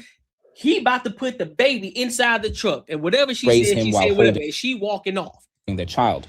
Hey, and so he decided. Put on the screen for the chat. Put on the screen. Put on the screen for the chat. My apologies. I almost said, hold on. Sacramento. Hold up. My apologies. Nah, you good money. Gotta rewind it. Hold on. This video shows a custody exchange that turned violent. Mom and dad met to switch custody of their child. What they said to each other is unclear, but the video shows dad running at mom, and she runs to her car, grabs pepper spray, and sprays him while holding. Pause. Right now, who? He could put this baby in the truck, do what he got to do. Okay. So in this situation, we still blaming mama?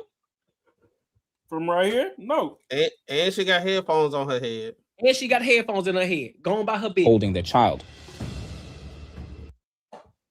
He walked over with her. the child in the head. So, okay. Are we still blaming mama? So now they about a 50-50 split from their vehicles. Are we still blaming mama? Yeah, they 50-50 split, but he go over to her. Right, so okay. Are we still blaming mama? So now when you got somebody coming aggressive at you, what you supposed to do? The truck doors are open. Mama's truck door ain't open.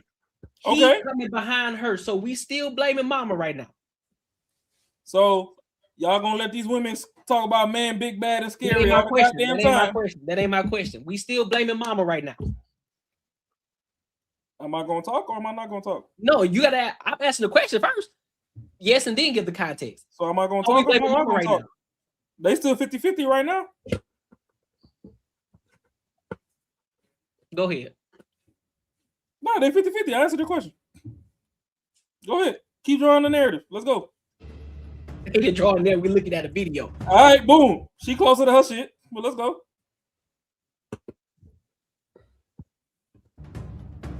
Spike them hoes. Touchdown. Like, fuck you, motherfucker. These situations can be really dangerous and even deadly. If you and the other parent do not get along, it's safer to do exchanges at a police station or have a family member pick up or drop off the child while you stay at a safe distance. So again, you mean door open wider than her legs was when they was making the kid. So you just gonna miss the whole fact that his door was wide open before hers was even open. That's what you telling me. Yep. Yep. That nigga crazy. Can be, but hey, it is what it is. That And that's the name of the podcast too, ain't it? We can go all the way.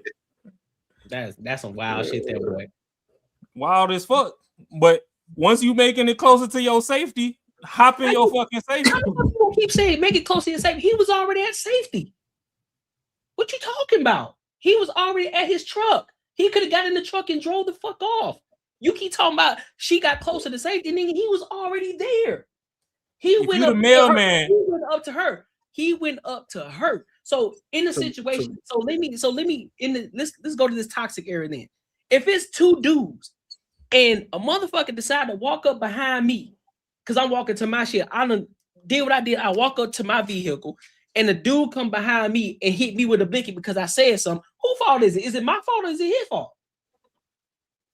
Huh? Same scenario, but it's two men.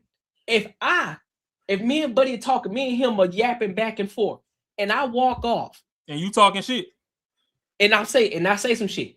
I'm going to my vehicle. I ain't put my hands on him. I ain't did nothing. Shouldn't have been talking shit. I went to my vehicle. I got in my shit, and then all of a sudden he come to my shit. He kicked my door or some shit. He kicked my door, and I pull out the blicky and shoot him. Cause he vandalized my vehicle, and I feel like I was threatened for my life. Whose fault is that? That's his fault for kicking your door. Exactly. You was already inside your vehicle. It's his fault for kicking your door. As I'm getting inside the vehicle, you decide to snatch the headphones off and smack them hoes on the ground. It's the same thing. That's my property. That's not what you're not understanding. Is it not property? Is headphones or car property? It's both the property. If we was on the basketball court, we've been talking wild shit all game or whatever. Boom. Game over. You still talking shit, I feel away. I run down on you. I snatch your duffel bag or whatever. And then I get the clutch in my waistband. That's on you to be responsible and hop up in your car and fucking leave, or come get your duffel bag, throw your shit in the car and leave. Now, if you want to reach in your car and come back out and I smoke your ass, that's your fault. You done made that don't make sense because I'm gonna be the one that retaliates because you snatched my backpack and I come back and shoot your ass. Pick your shit the fuck up and leave. Raw, you wild, boy. You wild. In your example, but to see the problem with your example is that you hopped in the car and then he kicked your shit. It's still already in your the point. It's still parallel because it's my property. Whether it's still my property, so how I respond to you, you can't control how I respond to you. You touch my shit. The headphones is on my head, so therefore, in order to grab some motherfucking headphones, you touching me too to snatch the shit off my head. So therefore, guess what? But I feel like on top of that, that's disrespectful. So if I retaliate and shoot you because of that, how in the hell is it not your fault for coming over there bothering me? I didn't threaten you. I didn't give you premeditated nothing. I went about my business. I'm getting in my vehicle. You come behind me. My back is turned towards you. You bother me, I'm finna get in my car and dip. I ain't threatening you, I ain't say nothing to you. And you come behind me. And then I decide to go, I said, oh, word? That's what we doing. I get in there and I come shoot you. So you telling me that's my fault. But when he threw the shit on the floor, did he continue to engage or was he not walking off? He walked off. Okay, so de-escalate. Hop in your shit and drive the fuck off. Pick your shit up and leave. Bro, you wilding right now. So you mean to tell de-escalation, meaning you're not gonna cause the problem. He caused the problem, and it was a reaction to the problem that he caused. The video we played, which means that we don't know what she said. Preventative measure means you're gonna remove yourself from conflict, meaning put the kid in the car, get in the truck, and drive off. You provoked the situation to happen. And you mean to tell me we blaming a woman for that? You know how I am about that. Come on, dog. She provoked. You got it. All right, let's go to this. There's no way you saw that and said she provoked it, dog. We going to the next topic. Even the whole clip tells you that the words you can't hear, but she provoked. No, the clip does not. The clip does not tell you that. What the fuck the nigga say in the beginning of the clip? He literally said they were going back and forth, but we don't know what was said. Exactly. You don't know what was said, so you can't say anything off of that. You don't That's know what I'm saying that he said though. Yeah, so you can't say that she provoked it. He probably said some shit to her. That's what I'm saying. We don't know. You're closer to your safety. He is. He's closer to his safety. Is he not? When the headphones got snatched off, who the fuck was closer to what? When somebody says something crazy to you, you already closer to the safety, meaning he's already by his truck, the doors are already open. He's closer to safety. Courtney, at the day's end, right? What are we worried about the most in this situation? The kids' safety. Okay. So worry about the kids' safety. He ran over there with the baby in his hand and snatched the headphones off her head, bro. What part of that are you missing? And what part of pick the motherfucking headphones up and get in your car and leave, and you can call it into the law, whatever the fuck you need to do after. Are you not understanding? If y'all care about that goddamn kid so much, what part of that pepper spray could have killed the baby? You don't get to that point unless you don't get to that point. If he don't walk over there, bro, that's the point that you're missing. You keep going straight to that part. If that situation, that entire scenario, snatching the headphones off, everything after that comes after that does not happen if he don't walk over there. That's the point. That part right there. Forget the other half. That part. He don't walk over there. I'm not forgetting shit in the situation. Nothing happened. Nothing happens. Nothing happens after that. In the situation. If you don't do nothing, if you don't walk over there with the kid in your hand, the pepper spray, the headphones, none of that shit pops off. So how in the hell we keep skipping that little part right there and skipping over to the part of, well, you was closer to the vehicle, you was in safety when he was already at the door and it was already open. He could have put the kid in there, got in the truck, and drove the fuck off. What are we doing, bro? When did the pepper spray become involved? After the headphones. And okay. When did the headphones? So when did the headphones get who involved? was close? Who was closer to their V when the headphones were on the floor? When did the headphones get involved? After who was closer to their vehicle when the headphones got involved? She was. All right, get in your shit and drive the fuck off. Stop. I'm not stopping because you're not changing my mind. Because Macaroni might as well input what he got to input, and we put a pin in that real quick because you're not changing my mind. Shit. You keep saying the same crazy shit. You try to use that. Okay, no, hold up. We all say crazy shit on different days. Let's reverse. Marcus still don't trust the host. So we all say crazy shit. Then. What happened before the headphones? Before the headphones, who was closer to safety? Before the headphones, who was closer to safety? Are you missing the point that we worried about this kid? Before the headphones, who was closer to safety? They both were. He was at his truck. So he was at his truck, right? She walked off. Whatever she did. That provoked the nigga to go over there. It took him more time to walk over there to do what he did. It took him more time to worried about the child, right? Which means so the bitch should have kept the pepper spray. That's all I'm saying. Put the kid in the fucking truck and drive the fuck off. That's the point. Thank you for proving the point. Thank you. I appreciate you. I didn't prove no point. You proved it. You've been proved it, but you gonna stand on your square. But that's cool. But you proved my point already. You already I did not prove your point. Checkmated already, bro. No, Checkmate. you can't checkmate me in this situation because if you give a fuck about that kid, the bitch should have sprayed the pepper spray if the kid was there. If she was closest to her vehicle, and if y'all want to get on the internet and had to let these women cry all goddamn morning and night that man is fucking this, that, and the third, if you are at safety, why would you leave the comfort of your safety to run back into the fucking flame?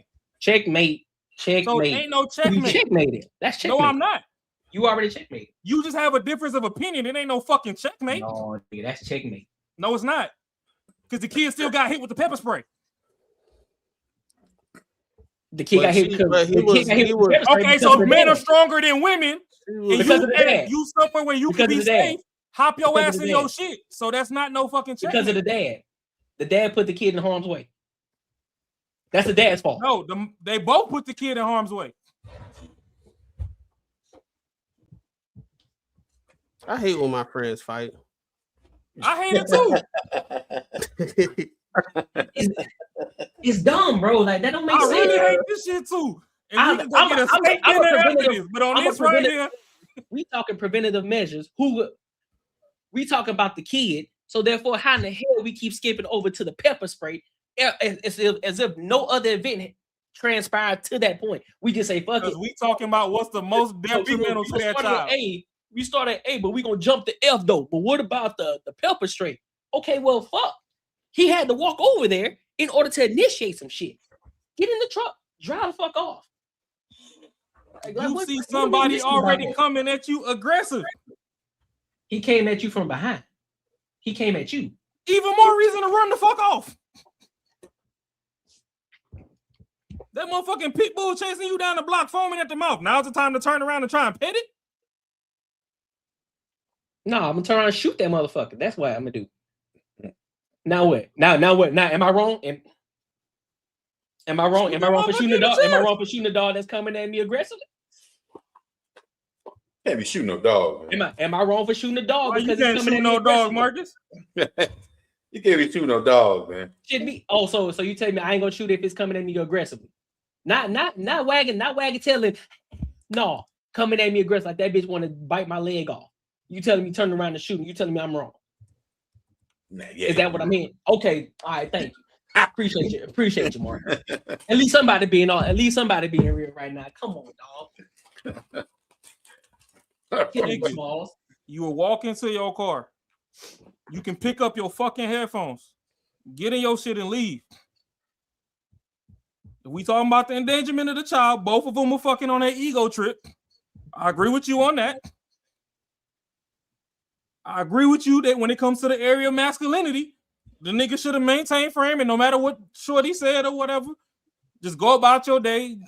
Clearly, she was this way possibly before y'all had kids or shortly after you had the kid. You know how she is. But if she got you up off your square like that, you went over there with the kid. As a mom, her motherly instinct should at least let the nigga put the kid down before you fucking pepper spray.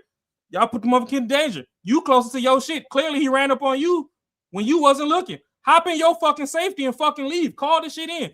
If the video right now leaked, you could have got that video for the cops too.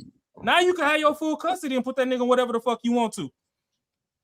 But you came back way the fuck over to fucking go pepper spray and do all this extra shit to go make a point and still got your head thrown off the fucking bumper. I think what we said in the beginning, both of them at fault, and I think we were just pointing out how the dude was at fault. Because the first time we saw it, we was like, "Oh, that chick tripping with this pepper spray," but then we looked at it again, was like, "Okay, he too contributed to the entire situation." We're not looking at it who was right, who was wrong in the situation. Both of them was wrong. About the child endangerment. Both of them did child endangerment. If this was by law. Like not feeling, she should have fucking just got in her shit and left.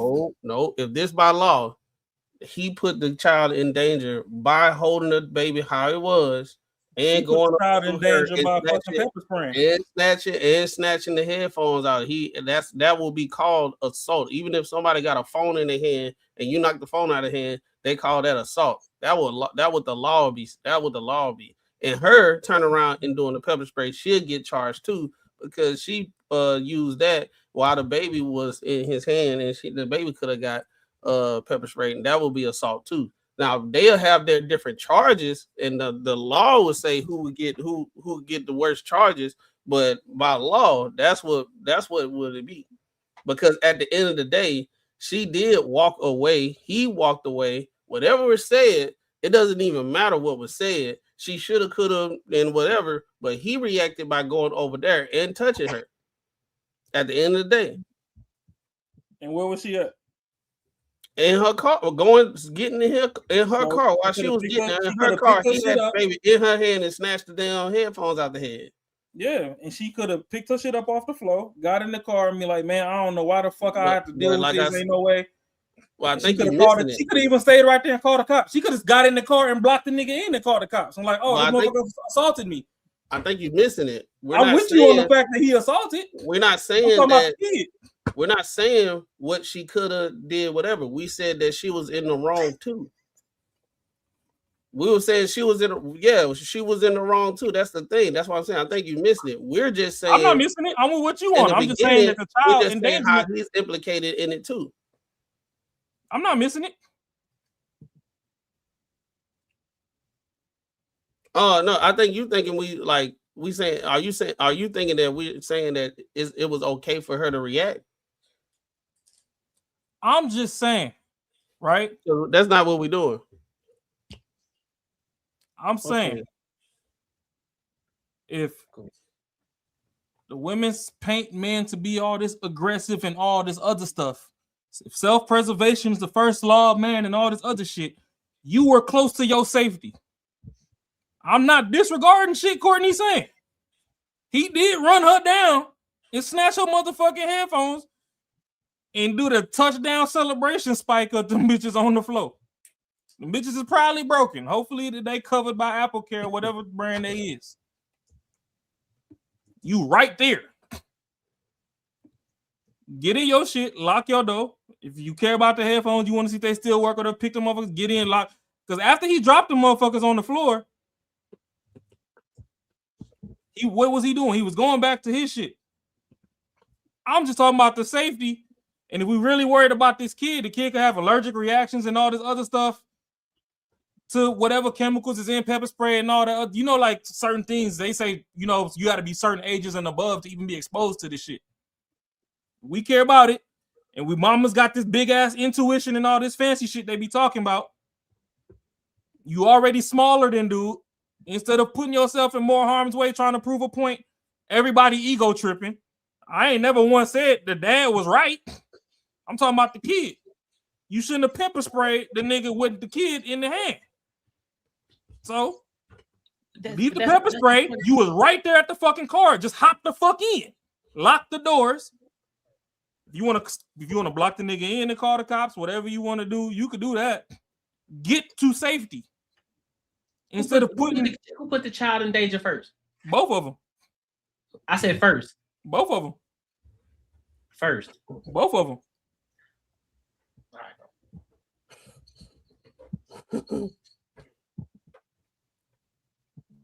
Make sure y'all like, comment, and subscribe for the algorithm. Make sure y'all hit the bell notification.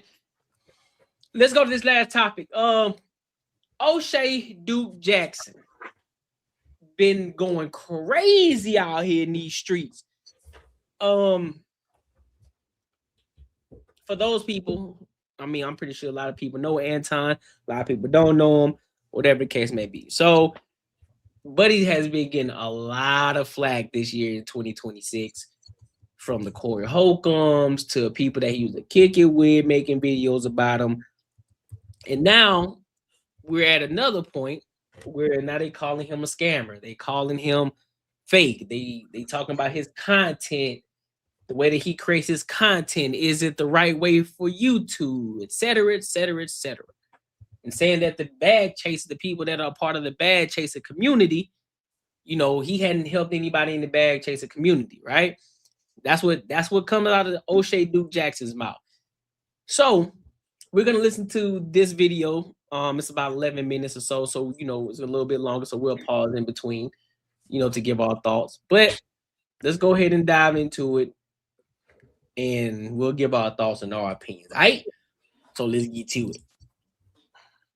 To make another video, when I came across another video of Anton, I think one of you guys may have sent it to me.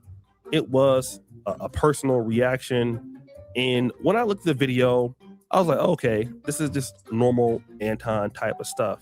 And then it dawned on me, something is wrong with this. Let me explain. Before I kind of teach you guys where the scam is at, I want you guys to understand what Anton Daniels frames himself as. Anton Daniels frames himself as a motivator, a business coach, an entrepreneur. I mean, literally, this is from his site. In addition to content creation and business management, Anton also has been successful in the real estate sector, blah, blah, blah. He pours back by offering one-on-one coaching sessions for people wanting to grow personally or professionally, as well as investing silently and publicly into numerous small to medium businesses across the world. So take that on with your own risk, okay? But if you look at his main channel, 1.43 million subscribers, and people look at that and say, damn, he's doing good, he's doing great. I want to grow my channel like him. And so this is what I want to do. And because Anton has made a lot of money, he comes on to YouTube talking like this. Working with people, planning for things. You leave at 8:30, so you don't even get no breaks. You don't get no time off. I leave at 8:30. The first thing I do is I go out, I grab the camera, and then I record the video that I wind up dropping in the morning. And then right after that, you know, you go and you grind and you go and push, and then you got to go and prepare for the show, for the Monday night show. And it just goes into that. And it's that circle, right? He talks about how busy he is, what he has to do across the day. And to be honest, I used to believe this. And to a certain degree, I mean, he's not all the way lazy. He probably is busy. He probably does have investments. I don't doubt that. But then this is what got me. In order to do this, and the reason why a lot of people aren't successful, even when it comes to content creation, is because they don't have the love for it. You got to have a true love for what you do to continue to do what you do, and then approach it with the same energy. Because a lot of people, even when they jump on these panels or they get into content creation or they finally drop a video, is low energy. It looks like they had to do it. So content creation, you gotta love it. You can't be lazy with it. You gotta actually desire it. Now, this is something that I have a problem with, because I'm gonna prove to you that this is an outright lie, okay? So if you're a person and you're wanting the Anton Daniels, first, any gripes on this right now of what he said so far? I'm confused about, are they beefing, or he just decided to do a take on him? I think the beef is one-sided. I'm gonna put it like that. Okay, yeah, I think it's kind of, he's saying that he don't believe things or whatever. Mm-hmm. I'm kind of like, oh, okay, I see now. 5150 show. That whole situation with Anton and what's the name? Okay, I see now. Yep. Yeah, I see now. I don't think they beefing. I just think Anton's a phenomenal content creator. O'Shea's a phenomenal content curator. And, you know, certain names is cool if you drop them every other week to keep your algorithm in motion. You know, certain breaking stories you can get every other day to keep your shit in motion. And what do I mean by that? We know if you drop Anton Daniels in somewhere in your playlist somewhere, you drop an Andrew Takeoff in there, you drop maybe a Tommy Sotomayor in there. You know, with certain names, you drop a Brittany Renner. Let me see who else on the women's side. You drop a Cheyenne Bryant. You know what I'm saying? You know that in them, you drop those names once or twice every other week. It help keep your algorithm afloat. Yeah. So I'll say on one end, I don't necessarily think O'Shea got any beef with Anton, because I done seen him time and time again pop in on some Anton platforms, say hi and bye. Yeah. Just like I don't really think Anton gives 3 fucks about anybody trying to have beef with him, because you know some of his content just comes from daily life. Yeah. You always gonna get a news clip about a shooting. You always gonna get a news clip about somebody scamming. You always gonna get a news clip about, you know, somebody being irresponsible. And then once you want to tie it back to the money, you always gonna have, you know, a new way to invest, or you know what I mean? Like, so it's different avenues. So I don't necessarily see it as beef. I just think he's trying to say, hey, if you blind and you looking for a leader, pick your leader towards your level of sight. Because I don't necessarily say, I mean, realistically, you could say anybody's scamming on anything, to be honest. Like, yeah, true. Like, you know, a motherfucker flunk out of college and college is a scam. But we not gonna say that you went there to learn art, to learn how to draw, and you should have just known how to draw off GP. Like, when you get in that car accident and you need a lawyer, you're not saying it's a scam then. You want a nigga that know his shit. When you need that double heart transplant or some shit, that doctor ain't think it was a scam when he passed what he learned. So, you know, you can get scams in any avenue if you don't want to apply yourself to a metric. Or, hey, if you got opposing views on things, I could be a scammer right now for telling you that the mom was at fault in the last situation instead of the dad. If that's how you want to rock. Y'all could go and say Courtney was scamming right now for rocking with the dad instead of the mom. Like, you know what I mean? It just depends on where your views is at. So I wouldn't necessarily say it's a scam, because there's people that O'Shea has coached. They get into a mean ass bag right now. And there's people that Anton coaches get into a mean ass bag. Yeah. So it just depends on which port you want to jump off. Either way you go, once you hit the street, you got to keep up with traffic. So if not, you still gonna crash out. So I mean, I'm gonna see more of what he's trying to say. And I don't know how many push-ups that nigga out there in Uganda doing to hold up them butt cheeks, but that motherfucker arms and got swole. He said hold the butt cheeks. Hey, I think he hating, bro. I think he hating. Cause we just let the video go. I think he hating, bro. Daniel's way of how he's getting rich on here. The majority of it comes from this Anton Daniels channel, right? Look at this video. Don't become a young traditional trad wife. Bitter divorce woman go after trad wives and whatever. Number one, you should never title a video like that, but I got you. If you look at this video here, it's 10 minutes and 49 seconds. I'm gonna have my editor press play, but not have any sound. You will see Anton Daniels is just sitting back, looking at this person talk. He's not saying anything, okay? He's looking at the camera, making dumb faces, whatever you want to say, and he's letting this lady carry the entire video. He's not popping in anything, nothing. He doesn't say his first thing until 2 minutes and 2 seconds. That's when he first says something. Now, literally what that is a copyright strike if it was a YouTuber doing that, because you're not putting in any kind of real value. But ultimately, that's cap. We'll put that out there right now. That's cap. I've done this long enough to know that you can do a video that's about 2 minutes or 3 minutes, hell, sometimes even 5 minutes, depending on I wouldn't say 5 minutes. All right, I'm not going too far, but definitely around 3 minutes or so. You can let the full video play and then you can give your thoughts on it. Now, if you just decide to do a 2 or 3 minute video and just post it up without saying anything, or you just and not saying anything, then that would make sense.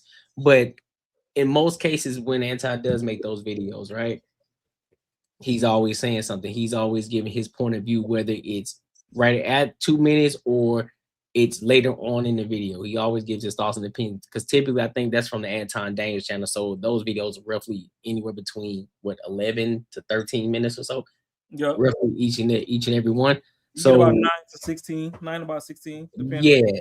So I just think that what he's doing right now is just being disingenuous. and he should know better as a content creator, man. I just think O'Shea, like I said, he just pumping out something with Anton name on it real quick to run some numbers up. Because realistically, I guess he said his editor and somebody sent it in, so maybe he ain't even really fully go through it the way he needed to. Mm-hmm. But a lot of those clips that Anton grabs, they come from like TikTok. Mm-hmm. TikTok has expanded their algorithm, like their video length, to go to about 2 or 3 minutes.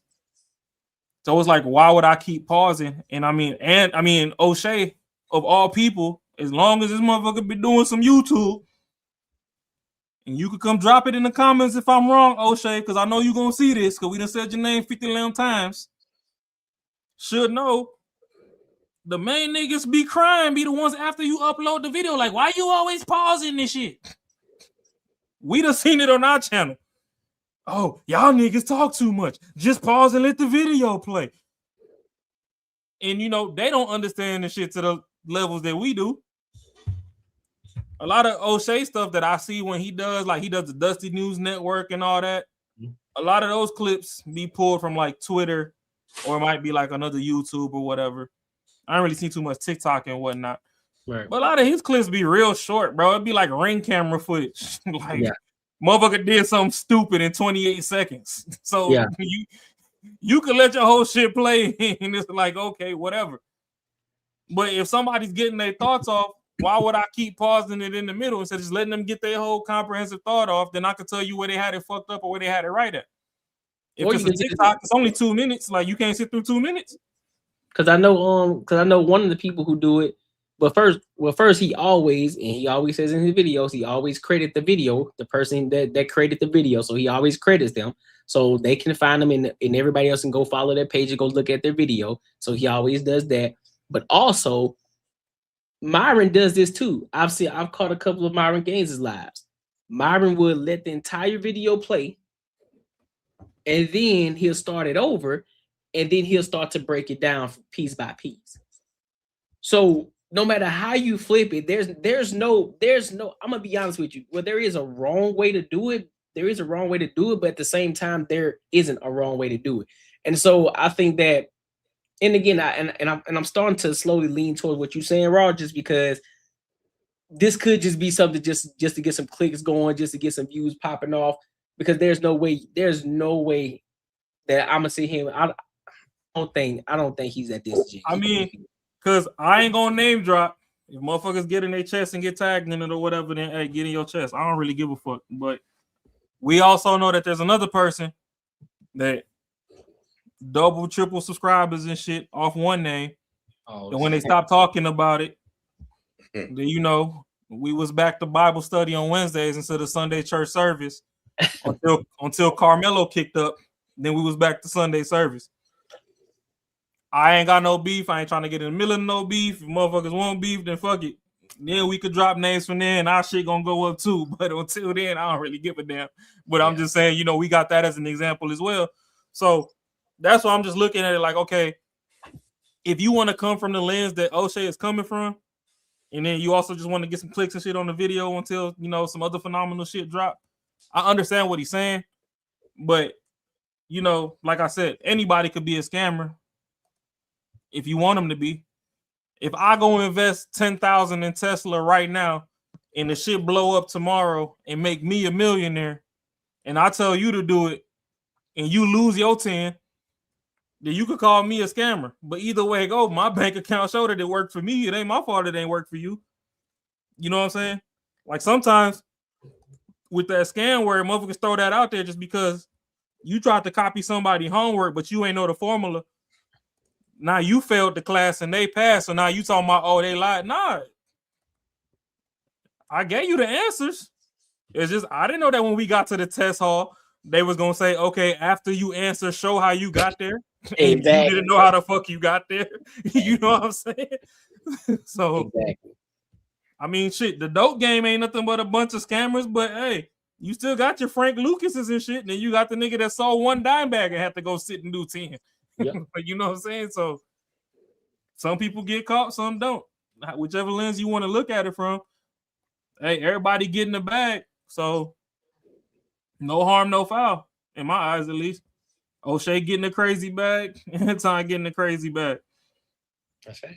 Take the positives. Oh, my bad. Oh no, I was just gonna say take the positives, leave the negatives. Like whatever don't work for you, pivot. If what Anton doing don't work for you, ask O'Shea.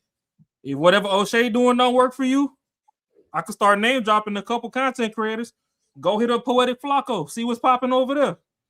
If that don't work for you, hit up Poor Man's Podcast. If that don't work, MTR just dropped viral to video. Go sign up over there. Like people learn in different ways. Some people just hands-on, some people need multiple choice. Some people just need to write the essay out.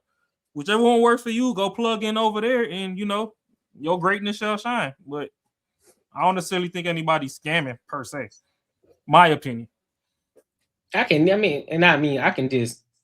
just personally say that it ain't no scamming because of the things that I'm learning in the Patreon. I actually apply in my life, and it's practical information, and it has been working for me. So I can sit here and actually say that it works.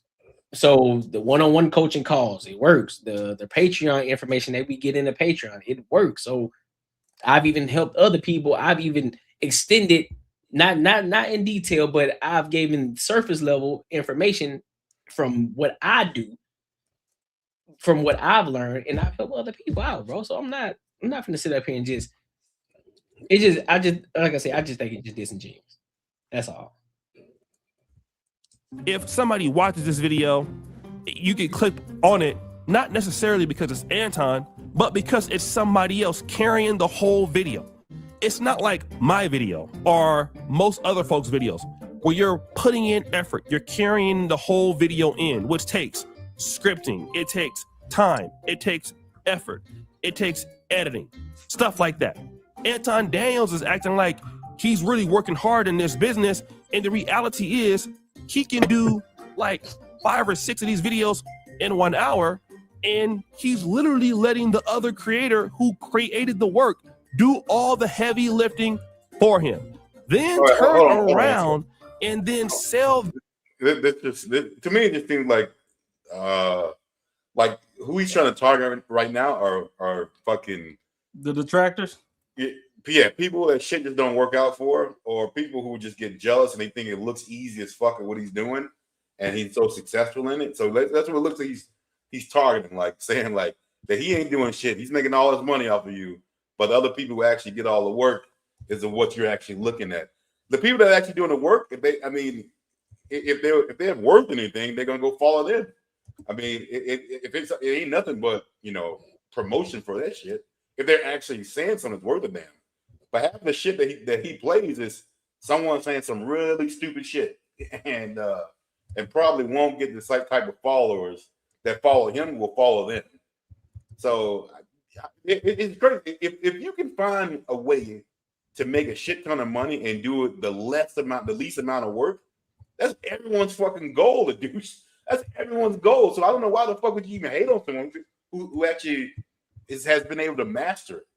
So I mean, this type of shit right here is fucking. It's just some hater shit. Like I bust my ass and no one wants to watch my shit. Fucking your shit's garbage. I mean, it is what it is.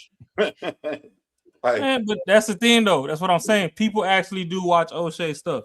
Yep. Yeah. Oh yeah. That's what I'm saying.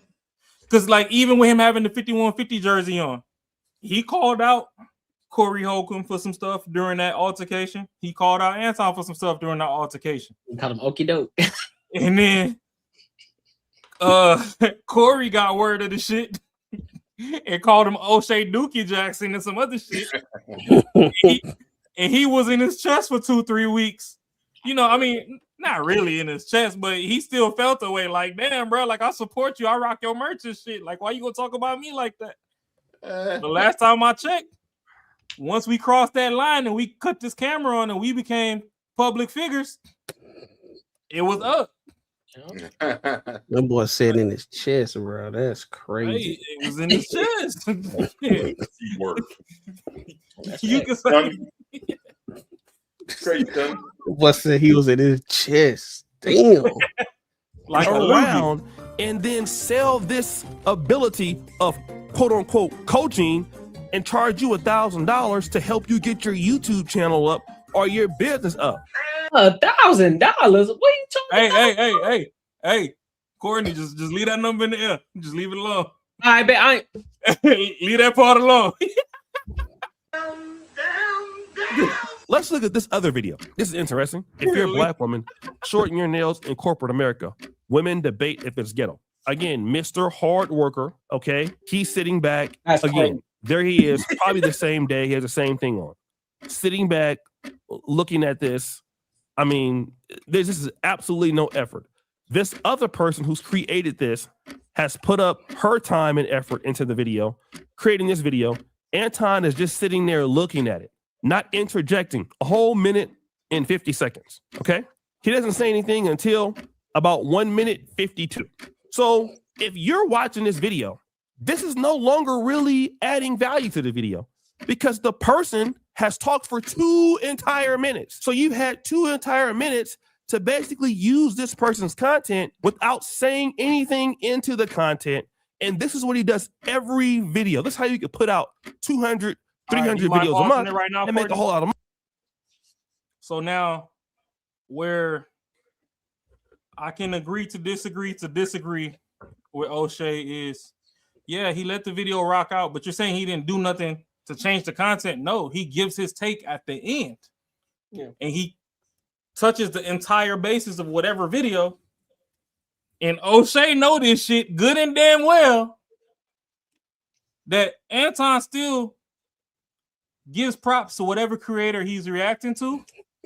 So literally just us not even knowing who this shorty is, for instance, if we was to watch that particular video and we go in the credits, we see who it is, we can go follow her. Her numbers could jump 10K just off the fact that he reacted to it. And there's also an extended olive branch to where if you don't like anything Anton said about your shit and you catch him on one of his shows, he will extend you grace for you to come clarify whatever you want or come get whatever's on your chest off. We've seen that many a times. You got that dude from Florida that he reacted to some stuff. Yeah. That dude called in on the whole show. Yeah. You got that one dude that's baby daddy of the year and he ain't like some stuff or whatever. They went back and forth. They got their stuff off.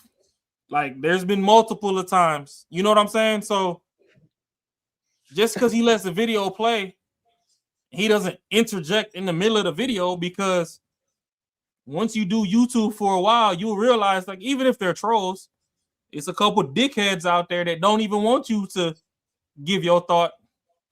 Sometimes in the middle of their thought, they're like, oh, I'm gonna just go watch the original. Then bye, nigga. I don't give a fuck. It's not hurting me if you go watch the original or not. Right. But if somebody say something stupid and I feel like speaking on stupid at this juncture, or they say something smart and I feel like educating you on the smartness at this juncture, I'm gonna pause it because you on my shit looking at it. If you want to watch the whole thing, you don't like me talking, guess what? I don't know you. So on behalf of both of us, fuck you. Each to each other. I don't know. It don't hurt me none. It don't hurt you none. If you don't like what we talking about over here in banter and barter, nigga, bye. Because guess what? Your friend like it. Somebody gonna come over here. Facts. And if you want to go over there and just be indoctrinated to bullshit and not learn anything extra, go over there. We not stopping you. We not saying that we got a shackle on your leg once you come over here. Nobody's saying that. So I think it's disingenuous to be like, oh, it's not transformative content. It's like, no, okay. Shorty said that she was busting it open and she got 3 kids and now she got herpes. Boom. Hey, this is why I tell you that, you know, you shouldn't date, and dating doesn't start until you get married. If you was married, the chances are significantly less that you would have caught herpes and got burnt or whatever. And all your kids could know that. You know what I mean? Like, you could transform that at the end, but shit, get your story off. Yeah. Matter of fact, speaking on transmitted diseases, he reacted to a lady that got burnt when she was young, and she's in a relationship with a dude right now, and she got to take the medicine or whatever to keep the damn cooties from being transferred. And that shorty had an entire old special stream just for her that she came up and got her stress off.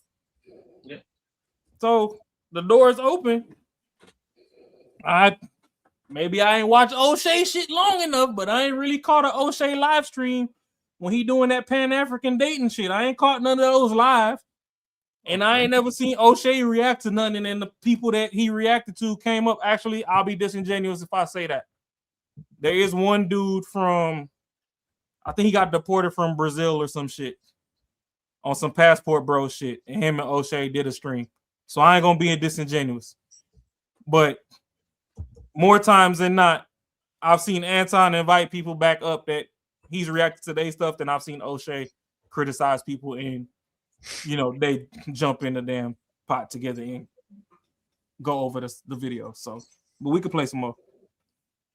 Money, but you cannot do that and then turn around and say you're bag chasers and say other people are lazy. You're not getting the bag. This is the most laziest shit you can do as a content creator. It requires no effort. It requires no drive. It's largely content theft. That's what it is. It is largely content theft. And if you put this video on Facebook, Facebook Reels, Shorts, of course the video is going to do good because it's always the other person talking. He'll come in and pop in and say something in this video, and then I think he'll let the lady say something for the rest of the video, and then that's it. It's really lazy. It's no effort into it at all. Let's look at another video.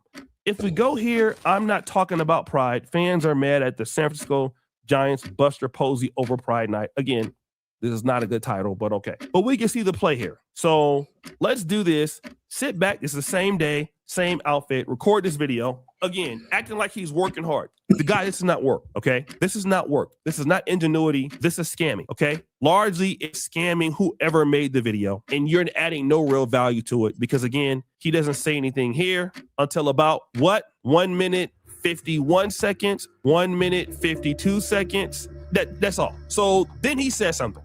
After playing their entire video for the entire time, okay? Didn't add any real value into it. Now, here's what he does. He builds up this credibility.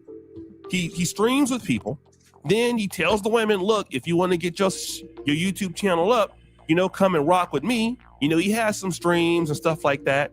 And even when you notice the stuff that he does on his own without using somebody else, look at the Millionaire Morning Show. You look at the Millionaire Morning Show, it doesn't really have a whole lot of like views. I mean, he's on here for 3 hours, 4 hours a day.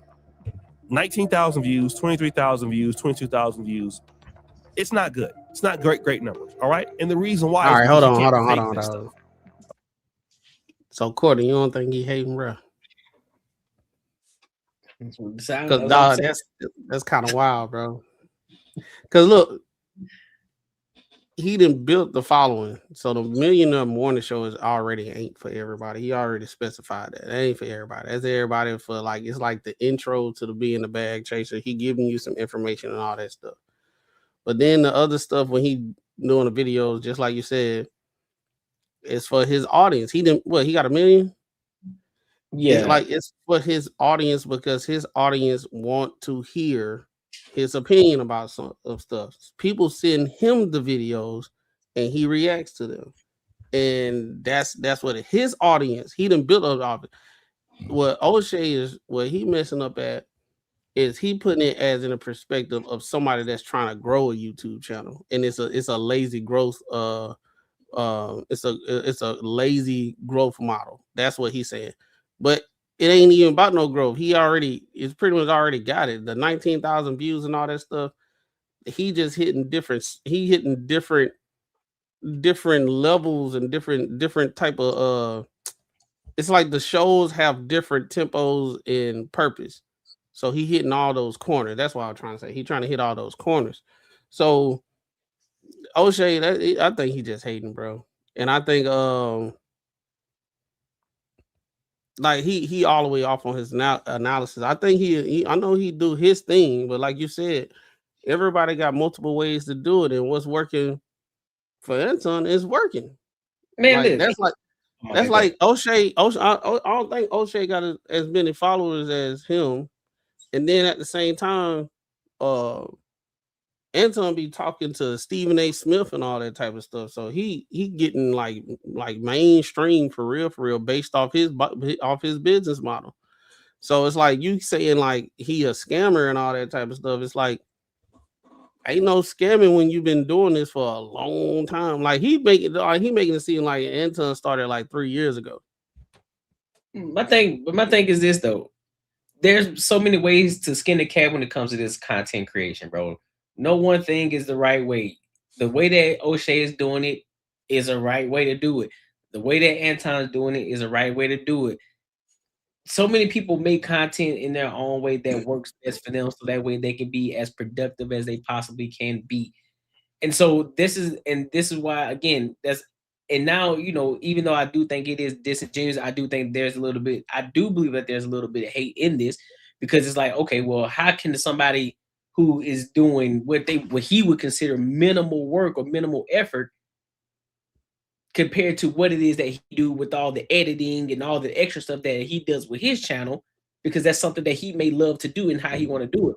But another thing is, what if it's somebody who just said, listen, bro, I want to be able to put out content, give my thoughts and give my opinions without all the editing crap, because maybe I'm not good at doing editing, so I don't want to learn how to do it. I want to find another way to put out content and still be able to say what it is I want to say.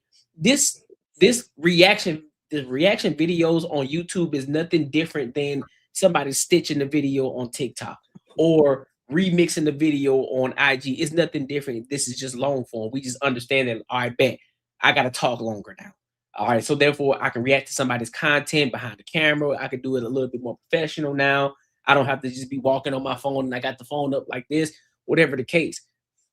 And so this is why this is the problem. I think more so in this is where the transformative aspect comes in. It's no different than sports commentary. You see a video, you see highlight clips, and you give your thoughts and your opinions based off of you play basketball, based off of your knowledge of the game, based off of how long you've been watching the game. All of it. It's nothing. All the LeBron flops. All the LeBron flops. Everybody, all of this shit is content. So I don't know why he's trying to act like he's holier than thou or better than thou. All the me bounds. Right. O'Shea, you're doing the same exact thing. You're taking other people's videos. Yeah, you may be clipping them up. You may not just be sitting there letting them talk for 2 to 3 minutes, but you're doing the same thing. You're just doing it a different way, big dog. So for you to even come out and say something like that, I think for you to be as dope of a content creator that you are, I think that's kind of messed up in the way that you're trying to put that false information out there, that bad information out there. I think you're wrong by doing that. I mean, if you objective in life, it's a good look on both parties. That's fair. But before I jump into that, to give Macaroni the numbers, because right now, I don't know O'Shea numbers, but we was talking about Anton numbers. Collectively, he's sitting just shy of 2.1 million subscribers between all. Ooh, nice. And he has 1.1 and climbing billion with the B views. Nice. That's dope. As of right now, because he has a site that you can check his metrics and it's live updates. Like if you create a brand new page right now and go subscribe, the numbers will jump. That's dope. But honestly, to me, I just think to a varying degree, like I said, O'Shea, when you see this, you can tell me different in the comments and shit. Give me a line to reach out. I'll come get some coaching from you. But at the same time, what I'll say is, if you don't have a lot of time, you got a day job, all this other stuff, I feel like Anton has the least barrier to entry, greatest metric of success route to starting, especially a reaction YouTube channel. Yep. For what O'Shea was saying, I said if you was reacting to music, yeah, you can't let a whole track play out without pausing it and all that, because there is copyrights and stuff involved with that. So, you know, every 20 to 40 seconds, you might want to stop and be like, oh, that bar was hard. Or did you hear that double entendre, that triple entendre? Whoop-de-whoop. You know what I mean? But if it's somebody just giving a thought on something, or, oh, hey, I got fired from work today. And, all right, well, shit, tell us how you got fired, my nigga. Then when you get done, I'm going to tell you how stupid you are for posting that video, because now the next person going to hear what the fuck you said, and they not going to hire your ass. Like, you know what I'm saying? Yep. So it's multiple ways to skin a cat. We done heard that since we was kids, growing up till now. Don't get me wrong. O'Shea's fucking videos are very entertaining. They funny and all that, but not everybody got time to sit down for 3 hours just to source clips alone to edit a video. If you just trying to chop them up and get them out until you build, and you can hire a team, just like you heard. You know, he said, hey, I'm gonna tell my editor to press play in a minute without the sound on. When you come in the game, you ain't got editor money, buddy. YouTube not even paying you yet. You ain't even met the metrics to get AdSense.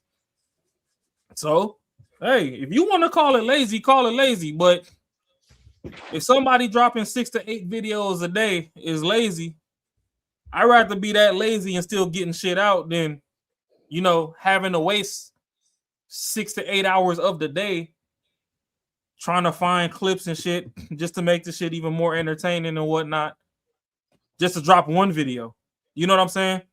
So if you want to make it to O'Shea's level, I still say start at Anton's level. Yep. And if you make it to O'Shea's level, you want to skip Anton level, hey, whoop-de-doo. If you got it, you got it. But I think there's different barriers to entries, and once you find something that works, that's another thing that they tell you about YouTube. Hey, once you find your niche, just stick to your niche so you can master it. Yep. YouTube ain't the place to be trying to be jack of all trades. O'Shea's a content creator. He might have a 5, 6, 9 person editing team. You don't know them motherfuckers. They just get a check. We know O'Shea. Yep. Anton might have a 10, 12, 15 person editing team. You don't know that neither. You know Anton. You know what I'm saying? So either way it goes, I mean, I can see where Macaroni coming from, where it sounds like hating. I guess I'm just maybe I'm just being a little bit too optimistic and just saying it's constructive criticism from across the field, and also knowing that it's a name that'll bring in some views, because obviously once you've been on this motherfucker long enough, you're gonna have a hate train. Yeah. Longer than Amtrak. So yeah, it's gonna get to a point one day they're gonna mention banter and barter, and just from dropping that somewhere, you're gonna, you know, get 20,000, 50,000 views. Hey, I'm here for it. You know what I'm saying? Yeah, that's true. That's true. That's definitely true.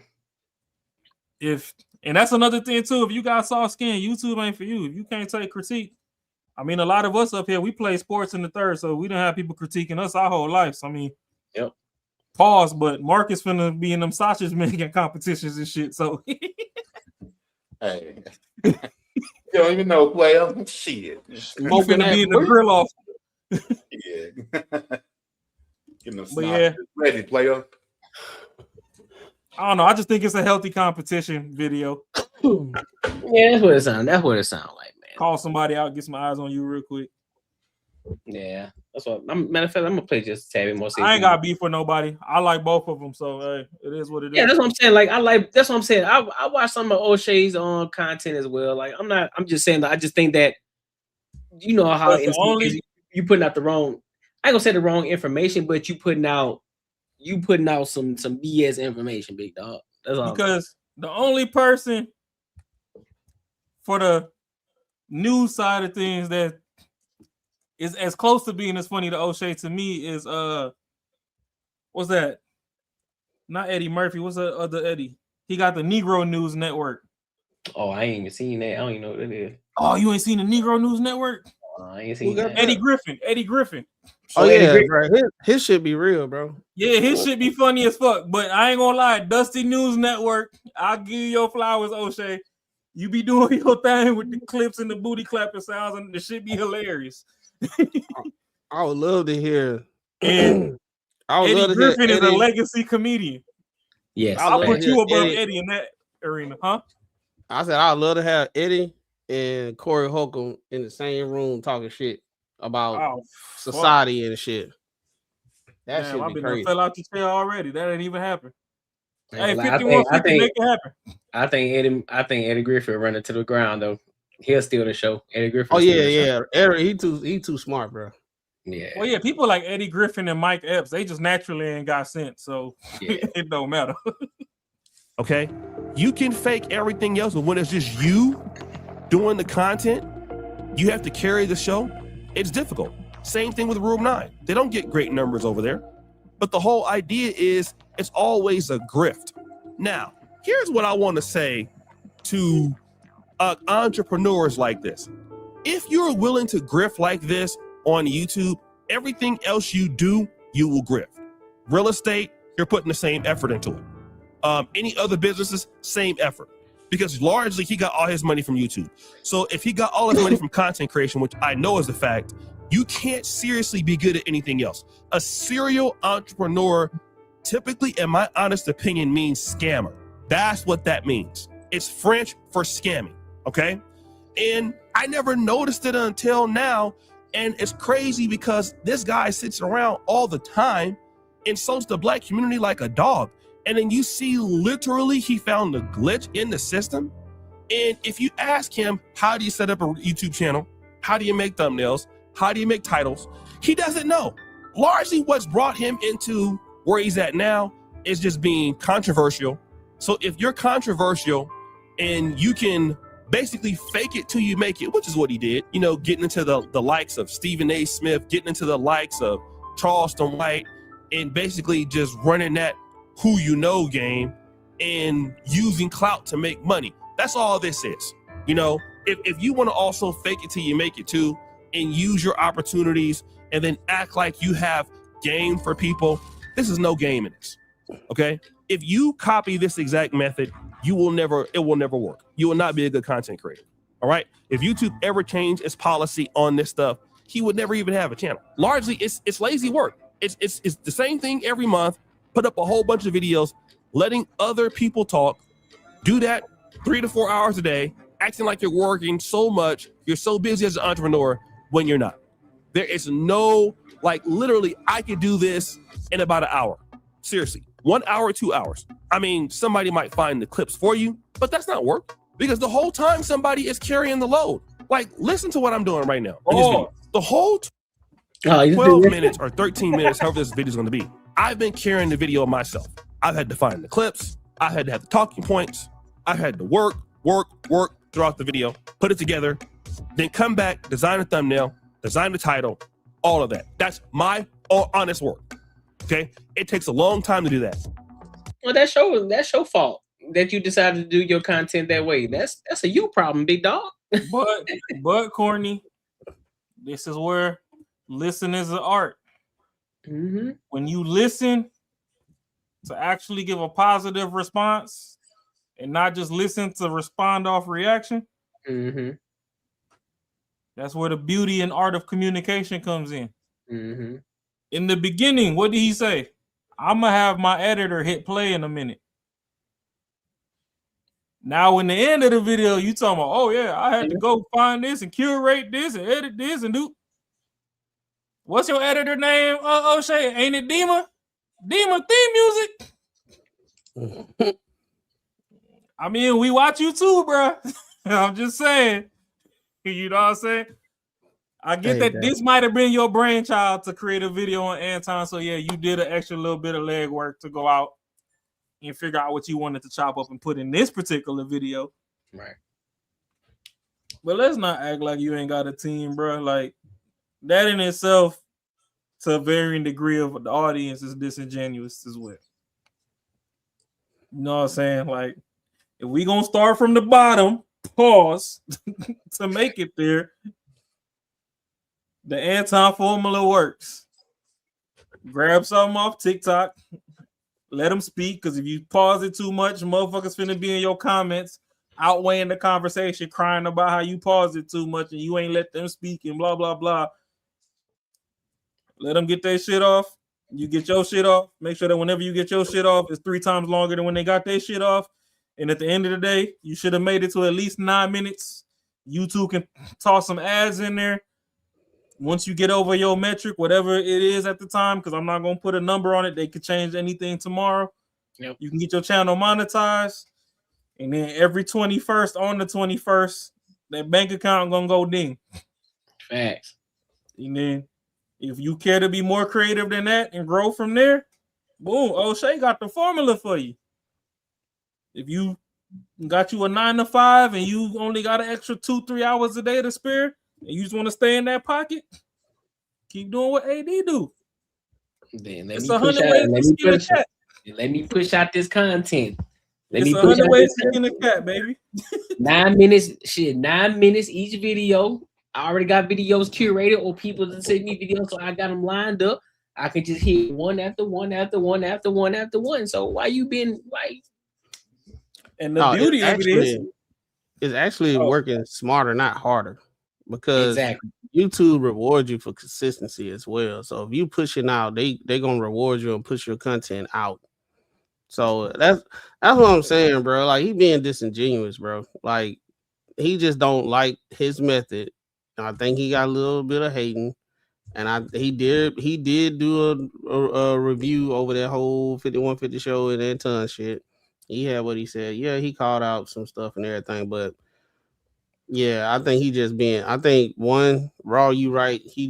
Anton, he got 2 million followers and all that stuff, so he's in YouTube algorithm now. So if you mention him and you know how to do your titles and everything, your shit gonna get pushed out too. So it's gonna pop. And bro, and it's then- motherfuckers that do reaction channels, bro, and they ain't talked about AD in a year. But if you go to their videos and you look through what the hashtag say, Kevin Samuel's been gone since COVID, and they still hashtag Kevin Samuels, Samuels. hashtag AD, just because they know the hashtag alone will get some traffic in the algorithm to get this video fucking pushed out. Shit ain't got shit to do with neither one of them. And then what the whole thing about it is, like we said earlier, bro, people be tired of some people be tired of watching people doing reactions and stopping all the time. Like a lot. I know some people. I done seen some, bro. I follow this guy. I stopped following him. Like at first I was rocking with him, but bro, creators support creators, man. Quit hating on that man. Hey, I ain't say his name. Look at that Shaq. Because at one point he was pausing a lot, then he stopped doing it. So he like, let me let it play out a little bit longer before I say something. Yep. Everybody changed, switching it up because, bro, literally the dude, I stopped following because I was like, bro, yes. And he even said in his videos, he was like, hey, if y'all want to go watch the whole show, I'm gonna stop and I'm gonna do this. I'm like, okay. I started just going to the thing. Because I'm like, God damn. Because then every time he stopped it, he go on a whole monologue and have to keep repeating himself and talk in a circular way. And he keeps saying the same shit. And I'm like, bro, I do want to hear it. You already saw it. And now you acting like you haven't saw it because you're trying to make content. But bro, I was like, dog, people getting tired of people stopping it like every second. Like, boom. As soon as you hear something, boom.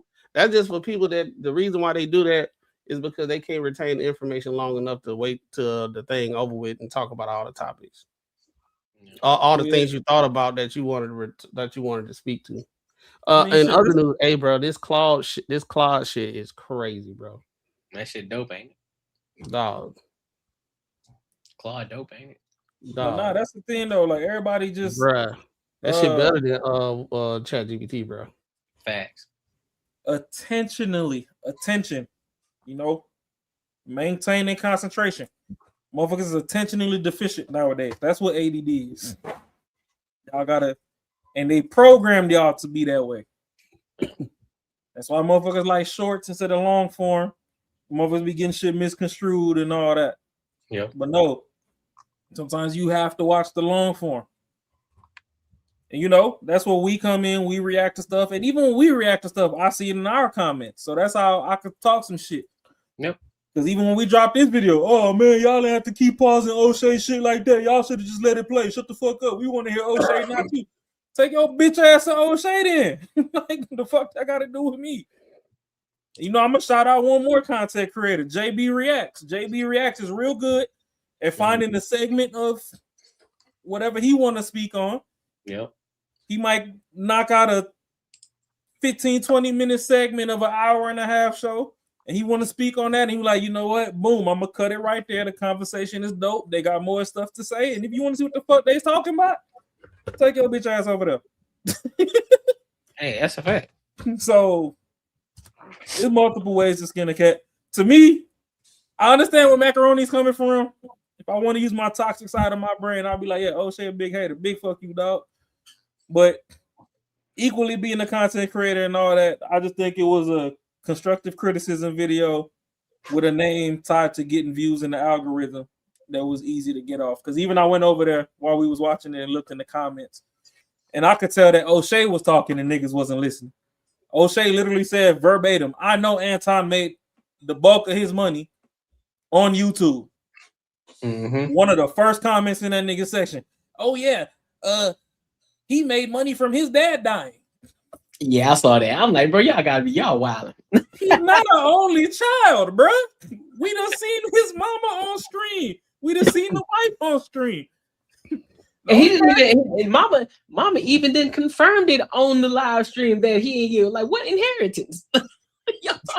Man, mama said, I'm calling my son for the bag. What are you talking about? And even then, why the older, it's two brothers before him. Why skip everybody and just go to him? What made him the golden child? But you know what made what's so y'all niggas just don't listen. True. And then on top of that, you know what's even more wild before we close out? Old buddy who called in last week called him a pastor. Oh, you talking about James P. Fields? I was like, James P. Fields. I was like, what are you talking about? Did he say he was from Florida? From Florida, something like that? Hey, you ain't even. I ain't gonna hold you. You from your name, James P. Fields. What? Shout out to the truck drivers. Shout out to the warehouse workers and all that. That you know, you got your headphones on and you ain't got nothing better to do than listen to podcasts. So I know there's a lot of the people that tune into the morning show live and stuff.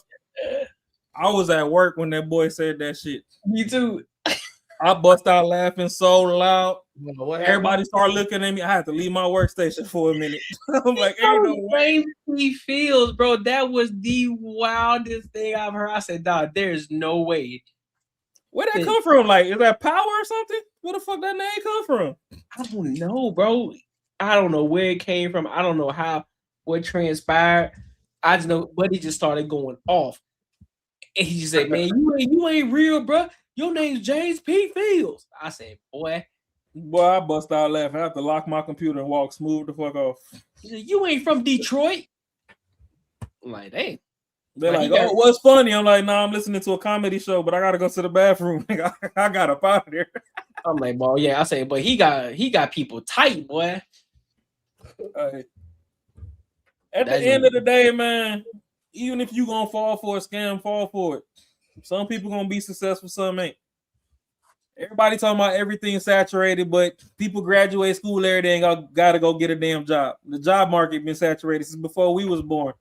Niggas still get in and get some money. So if you got what it takes to survive, you got what it takes to survive. If you don't, hey, thank you for your service. You came, you tried, you failed. Bye. Like, it is what it is. Life don't wait for nobody. Yeah. Everything ain't a scam. Some of y'all niggas just ain't applying yourselves the way y'all need to. And some of y'all just hard-headed. Y'all don't listen to fucking direction. Cause shit, y'all can get coaching from O'Shea and Anton and still fail. And it's two different styles of content. If you can't make it work between them two, go scrub floors, my man. You could be a janitor. You know how to mop and glow. Mop and glow. Can make it work.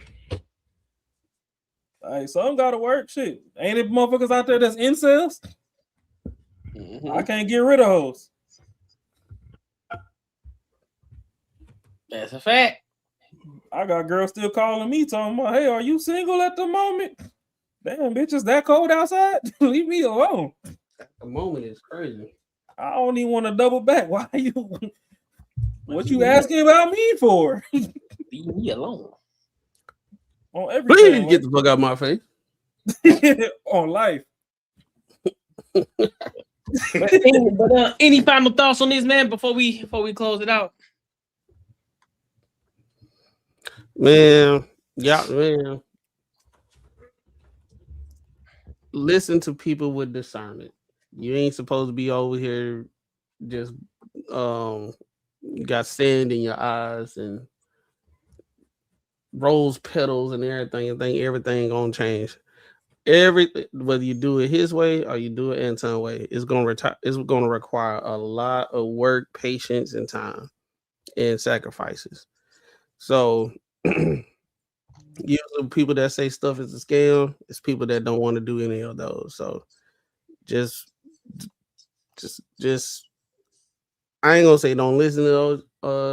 In my opinion, this is just my opinion. I think he being disingenuous, and I think he trying to he trying to push its content with Anton name.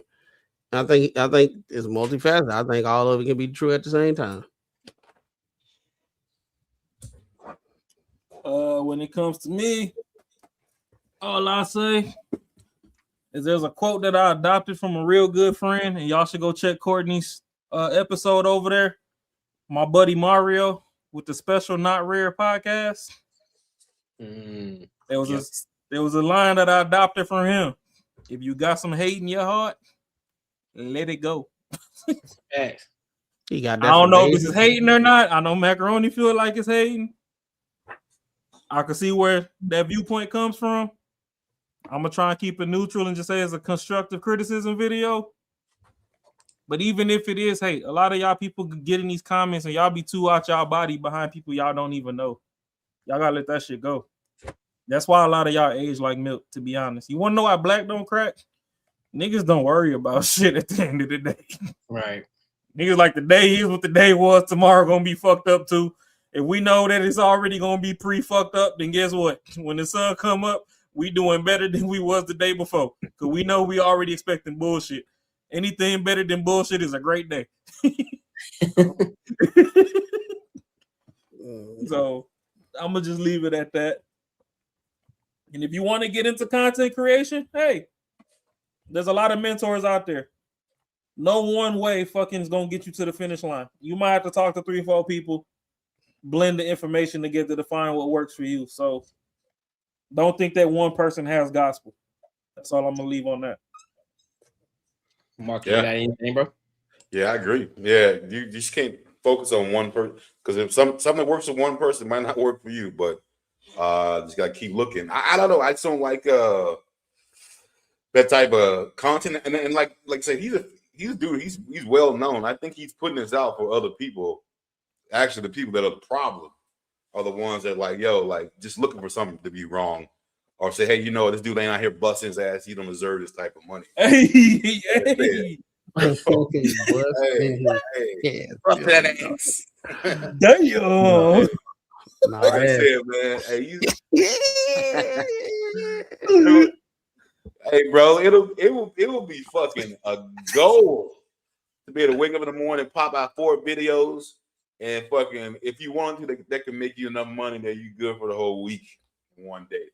I mean, you know what I'm saying? So you can't hate on somebody who done figured this shit out.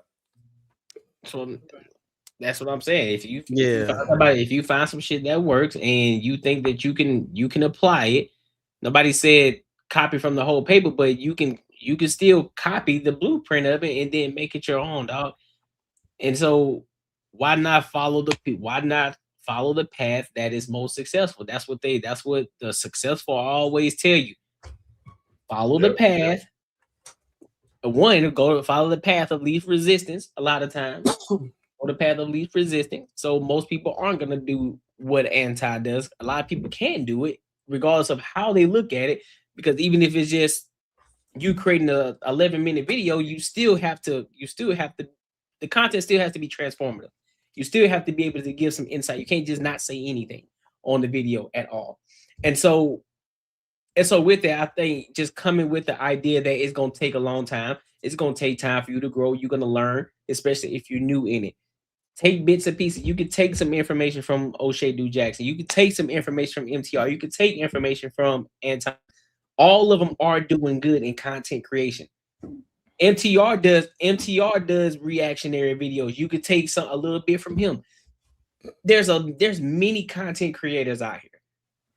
And so we're gonna say again, many ways to skin a cat. So well, go ahead. Oh no. After you get your thought off, I was gonna ask a question after. No, go ahead. I was done. No, I was gonna say we got an extra 10 or 15 minutes real quick. How you feeling, Matt? Yeah, I'm good. We good. Yeah, we got 10. Yeah, we got 10 minutes. Could you bring up that Jake Lang getting stomped out of LA? Who? Jake Lang. It's that other dude. So it's another dude that's trying to be like Chud the Builder, except he been going everywhere being a menace. Like in the Carmelo case, he was outside the courthouse talking about black parents are failures and all that. Sacramento? No, he was in LA right now during the BET Awards. Jake Lang. All right, hold up. They packed his up. They packed his ass up out of there.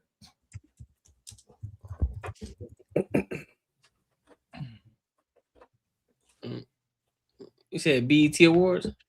Yes, sir, Ski. You think so, Dial Up? You think he with the feds? Hey, shit. Hey, did You y'all think see he you think he a CIA plant?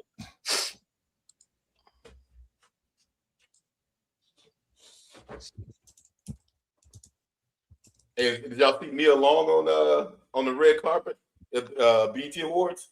No, I ain't looked through the pictures yet. Bro, your girl got them straight barbs through the nips. Oh, is this it?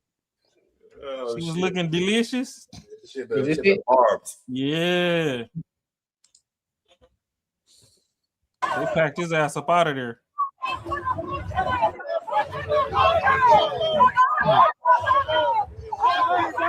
Yeah, so you see those, like that dude right there in the back, that tall dude, he put paws on him.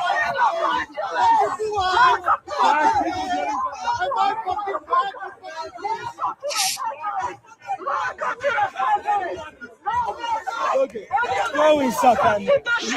That be some pride parade or something. Get off me. No, I'm asking for real. No, this is outside the BT Awards. Oh. All right, so pause it. Because I know if Macaroni don't know what's going on, and probably a lot of people don't know what's going on. So long story short, this dude is a detractor. I guess Dial-Up's in the chat. Dial-Up know what's going on. But this dude is kind of like Chud the Builder, where he goes out, he tries to race bait a lot of things or whatever. Ever since the passing of Charlie Kirk, you had all these people popping out the woodworks just on some dumb shit. I guess he was a part of the January 6th insurgents or whatever, but that's neither here nor there.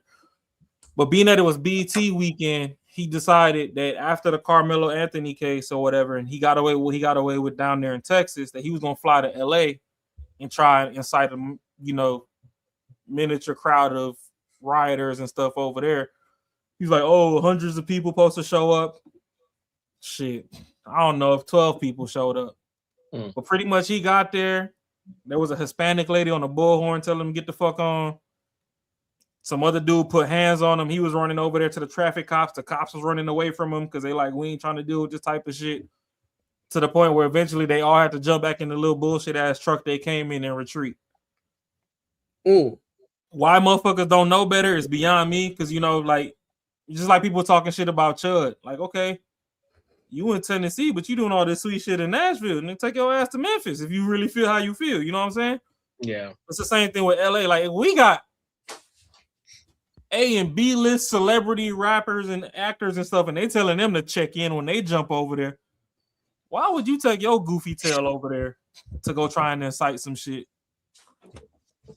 Thinking that shit just gonna be all love and GP. Like, the people that live there barely get along with each other, but they come together when it's time to get some outsiders the fuck up out of there. There's unity when it's time to pack everybody else the fuck up. They just got beef amongst themselves. It's like, if we got a sibling rivalry, we could fight in the house, but motherfucker, you can't come visit our house and go break shit in our house. Like, we gonna beat you the fuck up. We could break our shit. So that's kind of how this was going, just to give a little backstory on it. And it's outside the BET Awards. I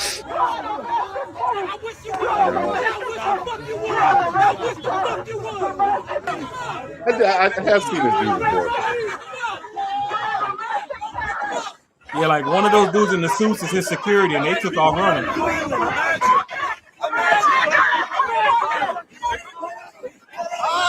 Bye. Get out of here.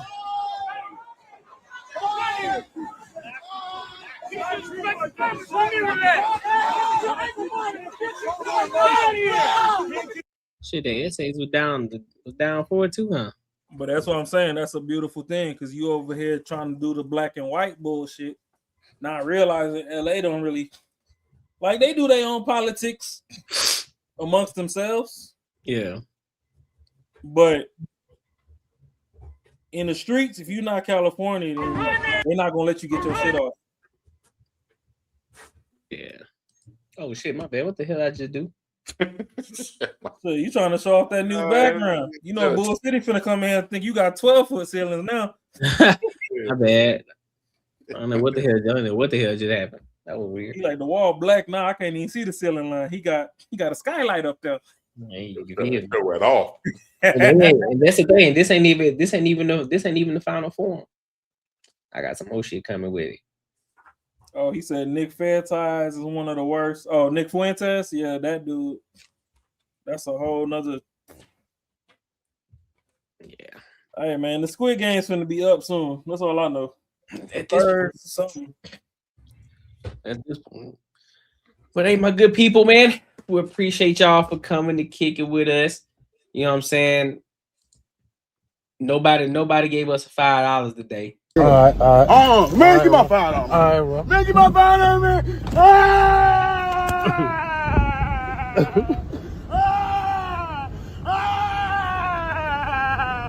Give my $5. Give my $5. All right. That's how we feel, man. Everybody want to give us our $5 today, man. We ain't gonna be here for it, you know what I'm saying? But we appreciate y'all for coming and engaging with us, coming and kicking with us. You know what I mean? No harm, no foul. Hey, that is a hot take, Dollar. What is? Oh, here's the hot take. Charlie Kirk would have held black empowerment causes, not racists, killed by globalists. Yep, facts. That's a fact. That is a fact. You right on the nail on that one. But hey, make sure y'all here tomorrow for the Courtney Egger show tomorrow, same time, 7:05 p.m. Y'all come kick it with your boy tomorrow. Tomorrow's a solo show. You know what I mean? But and please, if there's anything y'all can do within y'all strength and power, I know America turning 250. Just remember, fireworks are a form of bomb. Stay safe. Facts. Don't blow yourself up trying to celebrate. Bill still due on the 1st. Facts. Move accordingly. Stay out the way. Stay out the way. Oh my God. Please. These people, these niggas, they was already popping fireworks out here. I'm like, bro, it ain't even that time yet, dog. Dog, I don't know what it is, bro. I done heard a couple of fireworks. I'm saying, bro, like, y'all gonna run out of fireworks before you got down, before the day hit. Not with the Draco with the stendo on it. Them ain't no Dracos with no stendo. Now them fireworks. I saw them hoes bright. Nah, Macaroni said they gonna run out. Oh yeah, that's true. They gonna come out there. Yeah, you might just hear the noise without seeing the spark if they run out. Hey, and if y'all do bust y'all gun, be responsible. Go to an open field and shoot at the ground. Stop shooting stuff in the air, because what goes up must come down. Fact. Just shoot it in the ground. Kill a groundhog. Something. But all right, my good people, man. We appreciate y'all. And until next time, holla.